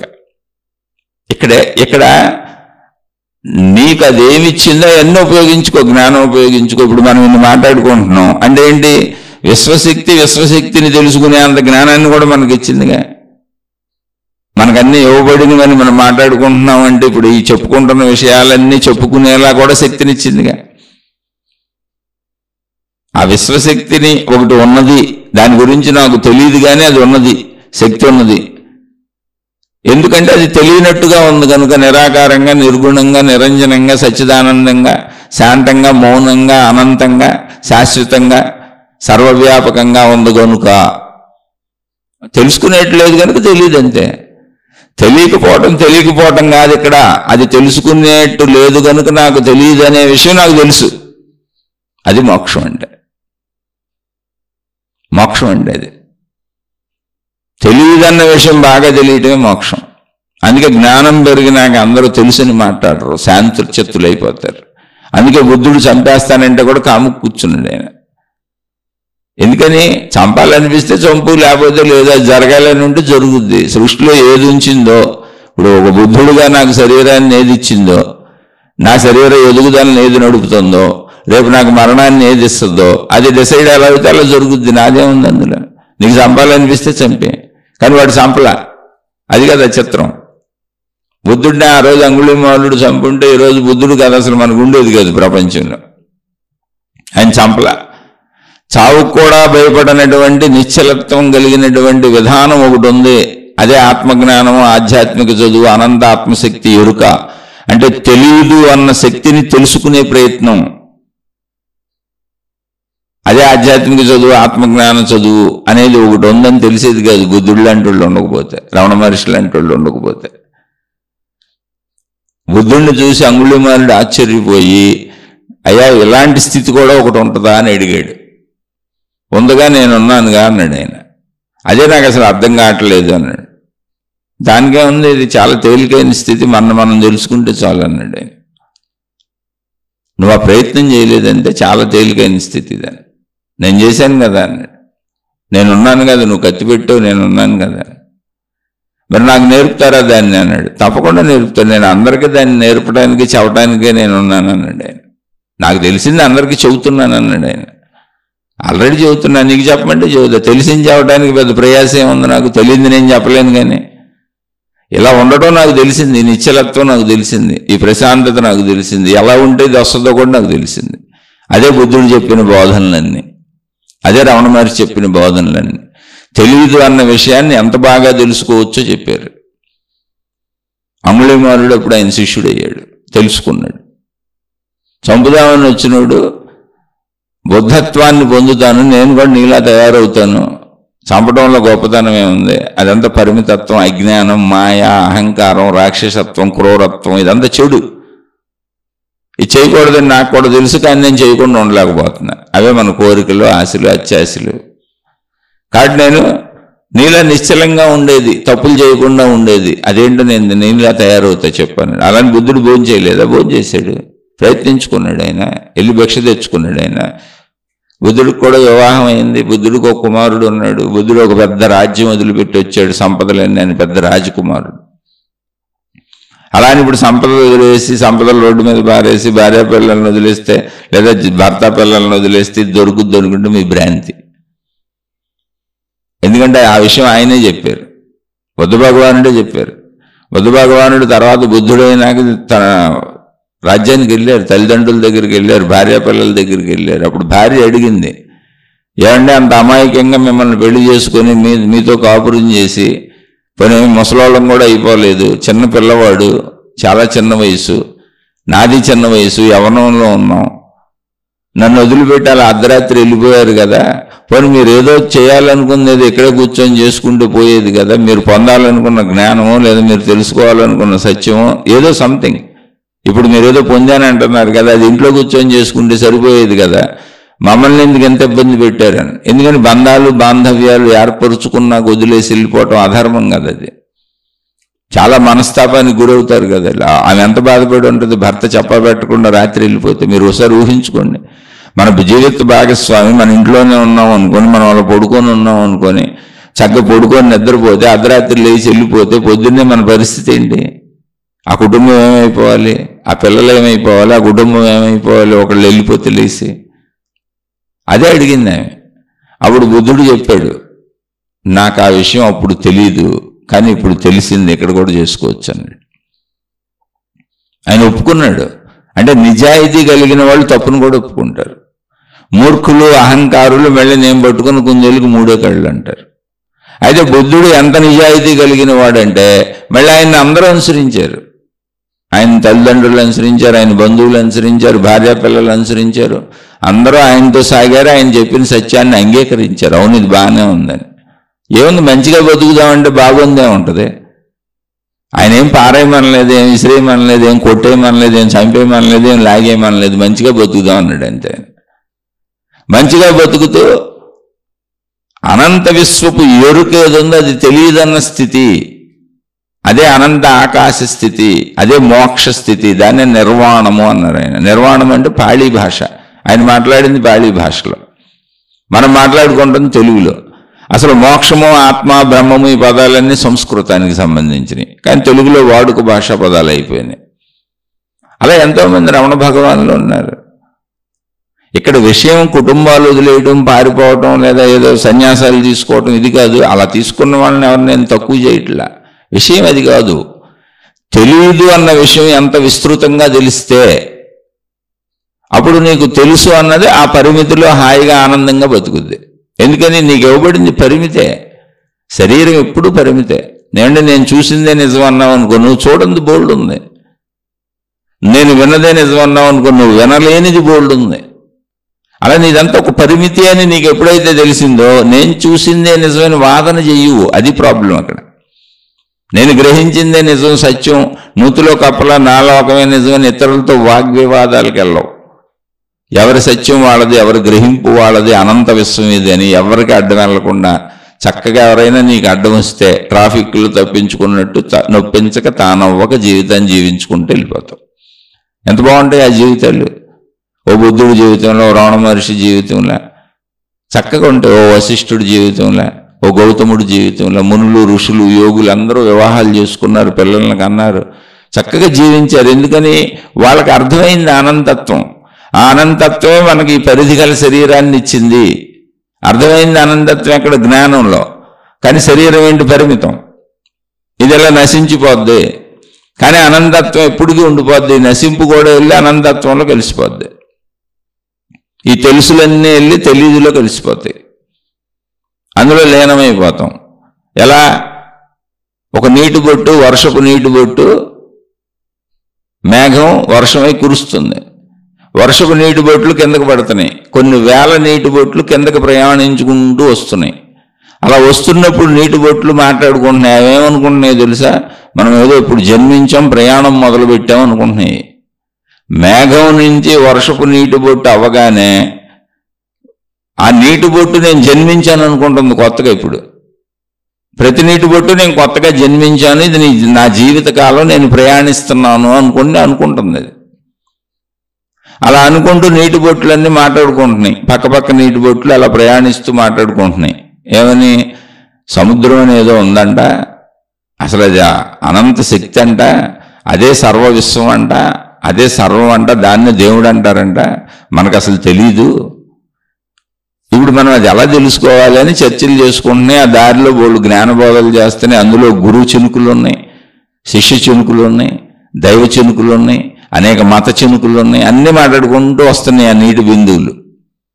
అలా ప్రయాణిస్తూ దేని బోధలు దాని బోధలు చేసుకుంటూ వస్తున్నాయి. ఈ మధ్యలో దుర్మార్గపు చినుకులు ఉన్నాయి, దుష్ట చినుకులు ఉన్నాయి, చెడ్డ చినుకులు ఉన్నాయి, మంచి చినుకులు ఉన్నాయి, అన్నీ ఉన్నాయి మళ్ళీ అందులో. అన్నీ అలా ప్రయాణించుకుంటూ వచ్చి తప్పని ఒక చినుకు సముద్రంలో పడింది. ఇప్పుడు ఆ చినుకు ఉన్నదా? ఏమైంది? ఇప్పుడు ఆ నీటి బిందువు ఏమైంది? లేదు. ఇప్పుడు ఉందా అంటే లేదు, లేదా అంటే ఉంది. ఎలా? సముద్రములా ఉంది. అన్నీ వచ్చి టపటపటపటపట రాలి అందులోనే పడిపోయినాయి. అన్నీ అందులోనే పడిపోయినాయి, అన్నీ అందులో కలిసిపోయినాయి. ఇప్పుడు అసలు ఇన్ని రకాలు ఉన్నాయి అక్కడ. గురువు చినుకులు, శిష్యుడి చినుకులు, చెడ్డ చినుకులు, మంచి చినుకులు, ఇవన్నీ ఉన్నాయి అసలు అక్కడ. మొత్తం సముద్రమే. ఇప్పుడు వాటికి అనుభవం ఉంటుంది. ఏదన్నా చినుకులుగా విడివిడిగా ఉన్నప్పుడు, బిందువులుగా విడివిడిగా ఉన్నప్పుడు వాటికి తెలుస్తుంది నేనని. అందుకని అది నేను గురువు చినుకును అనుకుంది ఒకటేమో నేను శిష్యుడి చినుకును అనుకుంది, ఒకటేమో నేను చెడ్డ చినుకును అనుకుంది, ఒకటేమో నేను మంచి చినుకును అనుకుంది. అలా మనుషులందరం ఎన్ని రకాలు భావించుకుంటున్నామో ఆ బిందువులన్నీ అన్ని రకాలు భావించుకున్నాయి. మనం జీవిస్తున్నామని ఎలా అనుకుంటున్నామో అవి మేఘము నుండి రాలిపడుతూ ప్రయాణిస్తున్నవన్నీ కూడా జీవిస్తున్నాం అనుకుంటున్నాయి. ఆ ప్రయాణాన్ని జీవితం అనుకుంటున్నాయి. అలా ప్రయాణించుకుంటూ వచ్చి అవేమనుకున్నాయి, వాటి సైజుకి వాటికి వేల లక్షల సంవత్సరాల జీవితం సాగిపోతుంది. వాటికి ఉరికిని అనుకోండి, మనం 100 సంవత్సరాలు అనుకున్నట్టు అవి కూడా అనుకుంటున్నాయి సంవత్సరాలు గడిచిపోతున్నాయి అని. వాటి పరిణామానికి అర్థం అవటానికి చెప్పాను. అవన్నీ ఇంతకీ వచ్చి ఎక్కడ పడుతున్నాయి? టప్పమని సముద్రంలో పడిపోతున్నాయి. టపా టపా టపా టపా అన్నీ ఏమైపోతున్నాయి? సముద్రం అయిపోతున్నాయి. నదుల్లో పడినాయి, నదులైపోతున్నాయి. అంటే భూమి ఊహించుకోబాకండి, మళ్ళీ అన్నీ పడి అన్నీ వెళ్ళి సముద్రంలోనే కలుస్తాయి. అక్కడ విషయం అర్థం అవడానికి చెప్పానంతే. నీటిలో పడి నీరైపోయినాయి. ఇప్పుడు ఇన్ని భావాలు ఉన్నాయి ఆ సముద్రంలో కానీ, నదిలో కానీ, ఆ నీటిలో కానీ. ఏమీ లేదు అసలు. పోనీ ఏ భావం అన్నా ఉందా? సముద్రానికి నేను సముద్రం అని తెలుసా? తెలీదు. సముద్రానికి నేను సముద్రం అనే భావం ఉండదు, దానికి సముద్రం అని పేరు పెట్టింది మనం. కనీసం నేను నీరు అని కూడా అనుకోదు అది. ఎందుకంటే నీటికి నీరు నేను ఎందుకు అనుకుంటుంది? ఉన్నాను అన్న భావన ఉంది అంతే దానికి. నీరుగా ఉన్నాను, సముద్రంగా ఉన్నాను, ఇలా ఉన్నాను, అలా ఉన్నాను, దానికి నాకు ఈ రంగు ఉంది, నాకు ఈ రుచి ఉంది, ఏమీ సముద్రానికి ఉండవు. ఎందుకు ఉండదంటే ఏకంగా అది ఒకటే ఉంది అంతే, దానిలో భిన్నత్వమే లేదు. అసలు నేను సముద్రాన్ని అనేది ఎవరికి చెప్పాలి? దానిలో భిన్నత లేనప్పుడు. నీటి బిందువుల్లో భిన్నత ఉంది, అనేక బిందువులు ఉన్నాయి కాబట్టి ఒకటికొకటి మాట్లాడుకున్నాయి. అలాగే సర్వవ్యాపకమైనటువంటి శక్తి ఏది ఏకంగా ఉందో ఆ స్థితిలోకి వెళ్ళిపోయినాక, ఆ స్థితిలో ఏముంది? నిర్గుణం, నిరాకారం, అఖండం, అనంతం, అవాంగ్మానస గోచరం, అనిర్వచనీయం. దాని గురించి ఏ పదాలు వాడినా ఆ శక్తి గురించి, ఆ స్థితి గురించి తెలియదు అనే అర్థాన్ని సూచిస్తాయి. ఆ తెలియదులో కలిసిపోతాం. తెలియదులోకి వెళ్ళినాక భావం ఎందుకు ఉంటుందండి అసలు? ఇప్పుడు మీరు మామూలు భౌతిక ప్రపంచంలో ఎవరైనా ఒక ఆన్సర్, మిమ్మల్ని ఏదైనా ఒక ప్రశ్న వేసి తెలుసా అంటే మీరు తెలియదు అన్నాక అది అక్కడికి ముగిసిపోయింది. ఇంకేం లేదు, అక్కడ చలనం లేదు, చలన క్రియ లేదు, ఏమీ లేదు. అక్కడ శూన్యమైపోయింది, నిశ్చలత అయిపోయింది, మౌనం అయిపోయింది. అందుకని తెలియదు అన్న దాంట్లో తెలుస్తూ జీవించండి. నన్ను నేను ఎలా తెలుసుకోవాలి అంటే సామాన్యమైన విషయం మనం తెలుసుకోవడం చాలా సామాన్యం. అందులో ఏ గొప్పతనం లేదు. అదేదో పెద్ద ఆధ్యాత్మిక సూత్రంగా తీసుకోబాకండి. అలా ఆధ్యాత్మిక సూత్రంగా నువ్వు తెలుసుకోవటం లోపల అసలు ఏం కుదరదు. నీ లోపలకు చూసుకో. అన్నీ నేను రోజు చెప్పే శీర్షికల్లో అనేకం చెప్పాను. అవేంటి? నీ లోపలకు చూసుకుంటే నీ ఆలోచనలు తెలుస్తాయి, నీ బుద్ధులు తెలుస్తాయి, నీ గుణాలు తెలుస్తాయి, నీ భావాలు తెలుస్తాయి. వాటికి ఆధారం ఏంటి? ఇప్పుడు ఆ గుణాలు ఎలా ఉన్నాయి, బుద్ధులు ఎలా ఉన్నాయి మార్చుకోవచ్చు మనం. అందులో బుద్ధులు మార్చుకోవచ్చు, గుణాలు మార్చుకోవచ్చు. నావే కాబట్టి కొంచెం కష్టమో ఇష్టమో నష్టమో నువ్వు చేసుకోవాల్సిన ప్రయత్నం ఇది. మార్చుకోవచ్చు అనే ఛాన్స్ అయితే ఉంది. మార్చుకోగలవా మార్చుకోలేవా అది నీ ప్రయత్నం. మార్చుకోవచ్చు. కానీ ఇక్కడ మార్చలేనిది ఒకటి ఉంది. ఏంటి మార్చలేనిది ఒకటి ఉంది అంటే అసలు ఈ భావాలు ఎలా ఉన్నాయి, ఈ గుణాలు ఏ రూపంలో ఉన్నాయి, ఈ గుణాలు, ఈ భావాలు, ఈ జ్ఞాపకాలు, ఈ స్వభావం ఏ రూపంలో ఉంది, లోపల ఆలోచనలు పడుతున్నాయి ఏ రూపంలో ఉన్నాయి తెలీదు. ఆ తెలియని స్థితినే శక్తి అన్నారు. ఎందుకని ఉందే తెలీదు. ఉన్నవని తెలుసు, భావాలు ఉన్నాయని తెలుసు, గుణాలు ఉన్నాయని తెలుసు, స్వభావం ఉందని తెలుసు, అందులో చెడు స్వభావం ఉందని తెలుసు, మంచి స్వభావం ఉందని తెలుసు, అనేక కోరికలు ఉన్నాయని తెలుసు, అనేక ఆలోచనలు పడుతున్నాయని తెలుసు, అనేక జ్ఞాపకాలు ఉన్నాయని తెలుసు. కానీ అవి ఎలా ఉన్నాయో తెలియదు, ఏ రూపంలో ఉన్నాయో తెలియదు.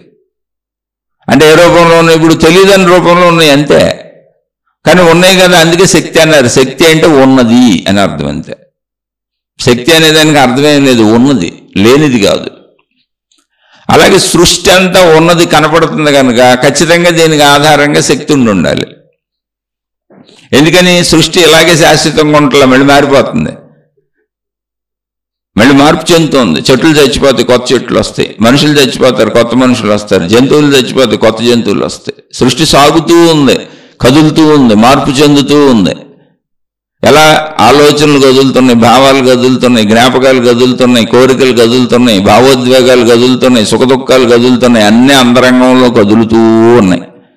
సృష్టి కదులుతున్నట్టుగా కదులుతున్న మాట నిజమే. లోపల అంతరంగంలో, బయట సృష్టి కూడా కదులుతున్న మాట నిజమే. మనుషుల తర్వాత మనుషులు వస్తానే ఉన్నారు, వెళ్ళిపోయేవాళ్ళు వెళ్ళిపోతున్నారు, వచ్చేవాళ్ళు వస్తున్నారు. అన్నీ ఇలా వెళ్ళిపోతున్నాయి, వస్తున్నాయి, ఇలా కదులుతూనే ఉంది. కానీ ఈ కదులుతున్న ఆలోచనలు ఎలా ఉన్నాయి, ఏ రూపంలో ఉన్నాయి, భావాలు ఏ రూపంలో ఉన్నాయి, కోరికలు ఏ రూపంలో ఉన్నాయి అంటే తెలియదు. ఆ తెలియదు అన్నదే శక్తి స్వరూపం. ఆ తెలియని స్థితికి తెలియదు కానీ ఉన్నాయి కదా. నాకు తెలియదు ఎలా ఉన్నాయో, నేను గ్రహించేలా అయితే లేవు. ఆలోచనలు, జ్ఞాపకాలు, లోపల అంతరంగంలో భావోద్వేగాల కదలికలు నేను గ్రహించేలా లేవు. కానీ అవి భావోద్వేగాలు ఉన్నాయని తెలుసు, ఆలోచనలు ఉన్నాయని తెలుసు, నాకేగా ఉంది. కాబట్టి ఉన్నవి అని తెలిసి, అంటే ఉన్నవని తెలుసు కానీ ఎలా ఉన్నవో తెలీదు. అంటే తెలుసు ఎందులో ఉంది? ఇప్పుడు తెలియదులో ఉంది. అక్కడ ఎలా ఉన్నవో తెలీదు, ఏ రూపంలో ఉన్నవో తెలీదు. భావాలు అయితే ఉన్నాయని తెలిసి ఎక్కడ ఉంది? ఇప్పుడు భావాలు ఉన్నాయని తెలుసు, భావోద్వేగాలు ఉన్నాయని తెలుసు. ఎక్కడున్నాయి? తెలీదు. ఎలా ఉన్నాయి తెలీదు. అంటే తెలియదులో తెలుసు అనేది ఉంది. ఉన్నాయని తెలుసు, కానీ ఎలా ఉన్నాయో తెలియదు, ఎక్కడ ఉన్నాయో తెలియదు, వాటి రూపం ఏంటో తెలియదు, వాటి శబ్దం ఏంటో తెలియదు, వాటి గురించి అసలు ఏమి తెలీదు. ఆ స్థితిని శక్తి అన్నారు. ఉన్నవని తెలిసి అవన్నీ తెలియకుండా ఉన్నాయి, ఎలా ఉన్నాయో నేను తెలుసుకోవడానికి వీలు లేకుండా ఉన్న స్థితిలో ఉంది. కాబట్టి ఆ స్థితి పేరు శక్తి. శక్తి స్థితిగా అది అనంతం, అది ఎక్కడ భంగపాటు లేదు, అంటే అఖండం, అంటే ముక్కలుగా విడివిడిగా లేదు, అనంతం, సర్వవ్యాపకం, అంటే ఉన్నదంతా అదే అని చెప్పారు. అదే ఉంది. మనలోకి వెళ్తే మనకు కూడా తెలుస్తుంది అది మన శక్తి. ఇప్పుడు మనలో ఆలోచనలతోనే చెప్పాను అది. ఒకవేళ తెలియదు అన్న అనంత ఆత్మశక్తి స్థితిని పొందాలన్నా ఇలా మనలోంచే పొందొచ్చు. లేదు నన్ను నేను తెలుసుకోవాలన్నప్పుడు మహాత్ములు చెప్పింది ఒకటి అనంత ఆత్మశక్తి స్థితిని తెలుసుకోమని, రెండు అసలు దానికంటే ముందు సామాన్య విషయం ఏంటంటే నా గుణాలు బుద్ధులు చూసుకొని నన్ను నేను మంచిగా ఉంచుకోవాలి. ఎందుకని నాకంత తెలిసేలా పెట్టబడింది. ఒకవేళ మంచిగా ఉంచుకోలేదు ఏమవుద్ది, కర్మ సిద్ధాంతం పెట్టబడింది. నేను చేసిన పనుల ఫలితం నేను అనుభవించేలా పెట్టబడింది. అప్పుడు నువ్వే అనుభవించాల్సి వస్తుంది. ఇవన్నీ పెట్టబడి ఉంచబడి వీటిని మార్చడం నీ వల్ల కాదు, ఎవరి వల్ల కాదు. అందుకే మహిమలు మాయలు లేవని చెబుతాను. ఇంత ప్రాక్టికల్గా, ఇంత కరెక్ట్గా, ఇంత సత్యంగా ఇది అర్థమవుతున్నప్పుడు ఇంక మహిమలు మాయలు ఉన్నాయని ఎలా చెప్పాలి? నీ జబ్బులు ఎవరో తగ్గించేస్తారు, నీ బాధలు ఎవరో తగ్గించేస్తారు, నీ కష్టాలు ఎవరో తగ్గించేస్తారు, నీ కన్నీళ్ళు ఎవరో తగ్గించేస్తారు, నీకు డబ్బులు ఎవరో ఇచ్చేస్తారు, నిన్ను అన్ని రకాలుగా ఎవరో ఆదుకుంటారు, కాపాడుతారు, ఎలా చెప్పాలి? ఊరికనే కప్ప అనుకుంది. కప్ప బెంబేలు ఎత్తిపోయి బయటకు వచ్చి ప్రపంచాన్ని చూసి కంగారు పడిపోయి నా నూతిలో అలవాటు పడిపోయి బయటకు వచ్చేటప్పటికి దాని వల్ల కాక భయంతో అనుకుంది దేవుడా నన్ను కాపాడాను. అంటే ఎవరినో ఒకరిని కాపాడమని ఊహించింది. దేవుడా అనే పదం మనకు అలవాటు కాబట్టి అది వాడుతాను ఇక్కడ. ఆ అనుకుంటున్న ప్రయాణంలో దానికి అనుకోకుండా ఒక గడ్డి మూట తగిలింది, గడ్డి మోపు. ఇది దాక్కోవడానికి దాంట్లో దూరింది. ఎవరో వస్తే అలికిడయ్యి మనిషి, రైతు. అది యాదృచ్ఛికంగా నూతి దగ్గరికి వెళ్ళింది. ఎందుకని అతను నీళ్లు తాగుదామని వెళ్ళాడు. అతను కప్ప ఉందనే తెలియదు. కప్ప ఉందనే తెలియనప్పుడు కప్పను రక్షిద్దామని ఎవరు అనుకుంటారు? రక్షింపబడటం అనేది ఎందుకు జరుగుతుంది? ఒకవేళ రక్షింపబడింది అనుకుందాం, పోనీ ఇదంతా దైవ ప్రక్రియ అనుకుందాం, నూతిలో కప్ప మళ్ళీ చావదా? ఎప్పుడైనా మరణం ఉంటుంది కదా దానికి, ఎప్పుడైనా భయం ఉంది కదా దానికి. అదని నూతిలో పడింది. అంటే దాని జీవనాధారం అదే కనుక అది అక్కడ ఉంచబడింది. అది ప్రకృతి నియమం. దాని ప్లేస్లో అది ఉంచబడింది, మన ప్లేస్లో మనం ఉంచబడి. ప్రకృతి నియమాలు మారవు. ప్రకృతి నియమానుసారం జరిగేటువంటి యాదృచ్ఛిక సంఘటనలు కావచ్చు, ప్రకృతి నియమంలో జరిగేటువంటి వ్యావహారిక విషయాలు కావచ్చు, వాటిని అనుకూలంగా జరిగినప్పుడేమో మహిమలు మాయలు అనుకొని, వ్యతిరేకంగా జరిగినప్పుడేమో నాలో ఏదో దోషాలు లోపాలు అనుకొని వీటిని అన్నిటినీ సరి చేసుకుందాం, వాటిని అన్నిటినీ పొందేద్దామని వాళ్ళ చుట్టూ వీళ్ళ చుట్టూ తిరిగి వాళ్ళేమో దుకాణాలు ఓపెన్ చేసుకొని నిన్ను అవునని నమ్మిస్తే నూతిలో కప్పలో వాళ్ళు, నూతిలో కప్పలో మనం, అందరం నూతిలోనే కూర్చున్నాం. కానీ జ్ఞానం అనంతంగా ఉంది, విశాలంగా ఉంది. ఆ విశాలంలోకి వెళ్తే మహిమలు ఉండవు, మాయలు ఉండవు. లేదు నేను ఆ విశాలంలోకి వెళ్ళలేనండి, నేను నూతిలో కప్పలా ఈ శరీరం అనే భావనలోనే ఇరుక్కుపోయి ఉంటాను అంటే అప్పుడు మహిమలు నిజమే, మాయలు నిజమే, తాళ్ళు నిజమే, తాయెత్తులు నిజమే, గ్రహశాంతులు నిజమే, వాస్తులు నిజమే, జాతకాలు నిజమే, జ్యోతిష్యాలు నిజమే. ప్రపంచంలో ఎంతమంది ఎన్ని చెబుతున్నారో అవన్నీ నిజమే. పరిమితంలో అన్నీ నిజమే, అపరిమితంలో అన్నీ అబద్ధమే. అపరిమితానికి చేరుకోవాలంటే ఇవన్నీ అవాస్తవాలని వదిలేయాలి, లేవు అని నమ్మాలి. ఎందుకని అసలు అపరిమితమే లేదు, అది శక్తి స్వరూపం. తెలీదు అన్న దాంట్లో తెలుసుంది. తెలీదు అన్నది తెలుసుకోవాలి. ఎందుకని మనం ఆఖరిగా అంతిమంగా మోక్షం అంటే ఏంటంటే తెలీదు అన్నదాన్ని తెలుసుకుంటాం అంతే. ఆ తెలీదు అన్నదాన్ని తెలుసుకుంటాము అన్నప్పుడు నీకు మహాత్ములు అందించిన పదాలు తెలియదంటే మళ్ళీ మూర్ఖుల్లాగా తెలియదు అనుకొని మనం ఏమీ లేదనుకుంటామేమో అనే భావనతో దానికి ఆత్మ అని, శక్తి అని, బ్రహ్మము అని అనేక పేర్లు పెట్టారు. కానీ ఆ పేర్లకు అర్థాలు వివరించినప్పుడు వాళ్ళు చెప్పిందంతా తెలియదనే. నీలో ఉన్న ఆలోచనలు, భావాలు, భావోద్వేగాలతో కూడా నేను దాన్ని అన్వయించి పోల్చి చెప్పాను. అవి ఏ స్థితిలో ఉన్నాయి? తెలియని స్థితిలో ఉన్నాయి. వాటి రూపం ఏంటి తెలియదు, వాటి శబ్దం ఏంటి తెలియదు, వాటి స్పర్శ ఏంటి తెలియదు. శబ్దస్పర్శ రూపరసగంధముల ద్వారానే మనం గ్రహించేది. అలా ఏదైనా ఉందా? అలా లేవు. అవి అలా తెలుసుకునేలా లేవు. వాటి వాసన తెలియట్లా, వాటి రుచి తెలియట్లా, వాటి ఆకృతి తెలియట్లా, వాటి రూపం తెలియట్లా, అవి ఎలా ఉన్నాయో తెలియట్లా, కానీ ఉన్నాయని తెలుస్తుంది అంతే. ఆ ఉన్నవి అన్న ఆ స్థితి ఏది ఉందో అదే శక్తి స్థితి, అదే మోక్ష స్థితి. అంటే నేను తెలుసుకునేలా లేదు, కానీ అది ఉంది. ఆ ఉన్నది అన్న భావనలో కలిసిపోతావు. తెలుసుకుందామనే ప్రయత్నమే చేయవు, ఎందుకంటే నేను తెలుసుకునేలా లేదు. నేను 5 రకాలుగానే తెలుసుకోగలను.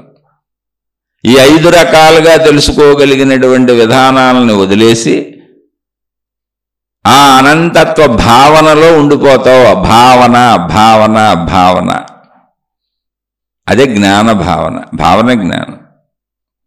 నేను తెలుసుకునేలా లేదు, అది శక్తి అనే భావనలో లీనమైపోతావు. భావలీనతది, జ్ఞానలీనతది. శరీరంతో అనుభవించేదంతా పరిమితం. శబ్దస్పర్శ రూపరస గంధములన్నీ పరిమితము. అందుకని ఈ పరిమితాలను వదిలేసి దాటాలి. అందుకని నన్ను నేను తెలుసుకోవటం ఎలా అంటే, భౌతిక ప్రపంచంలో అన్నిటికంటే ఈజియెస్ట్ విషయం నన్ను నేను తెలుసుకోవడం. చిన్న కాఫీ తాగాలి, టీ తాగాలి, టీ పెట్టడం తెలుసుకోవాలి అంటే బోల్డ్ కావాలి. అక్కడ టీ పెట్టడానికి అవసరమైన పొయ్యి కావాలి, దాన్ని తెలుసుకోవాలి. ఎలా వెలిగించాలో తెలియాలి, వెలిగించడానికి ఏదో ఒకటి కావాలి, దాన్ని తెలుసుకోవాలి.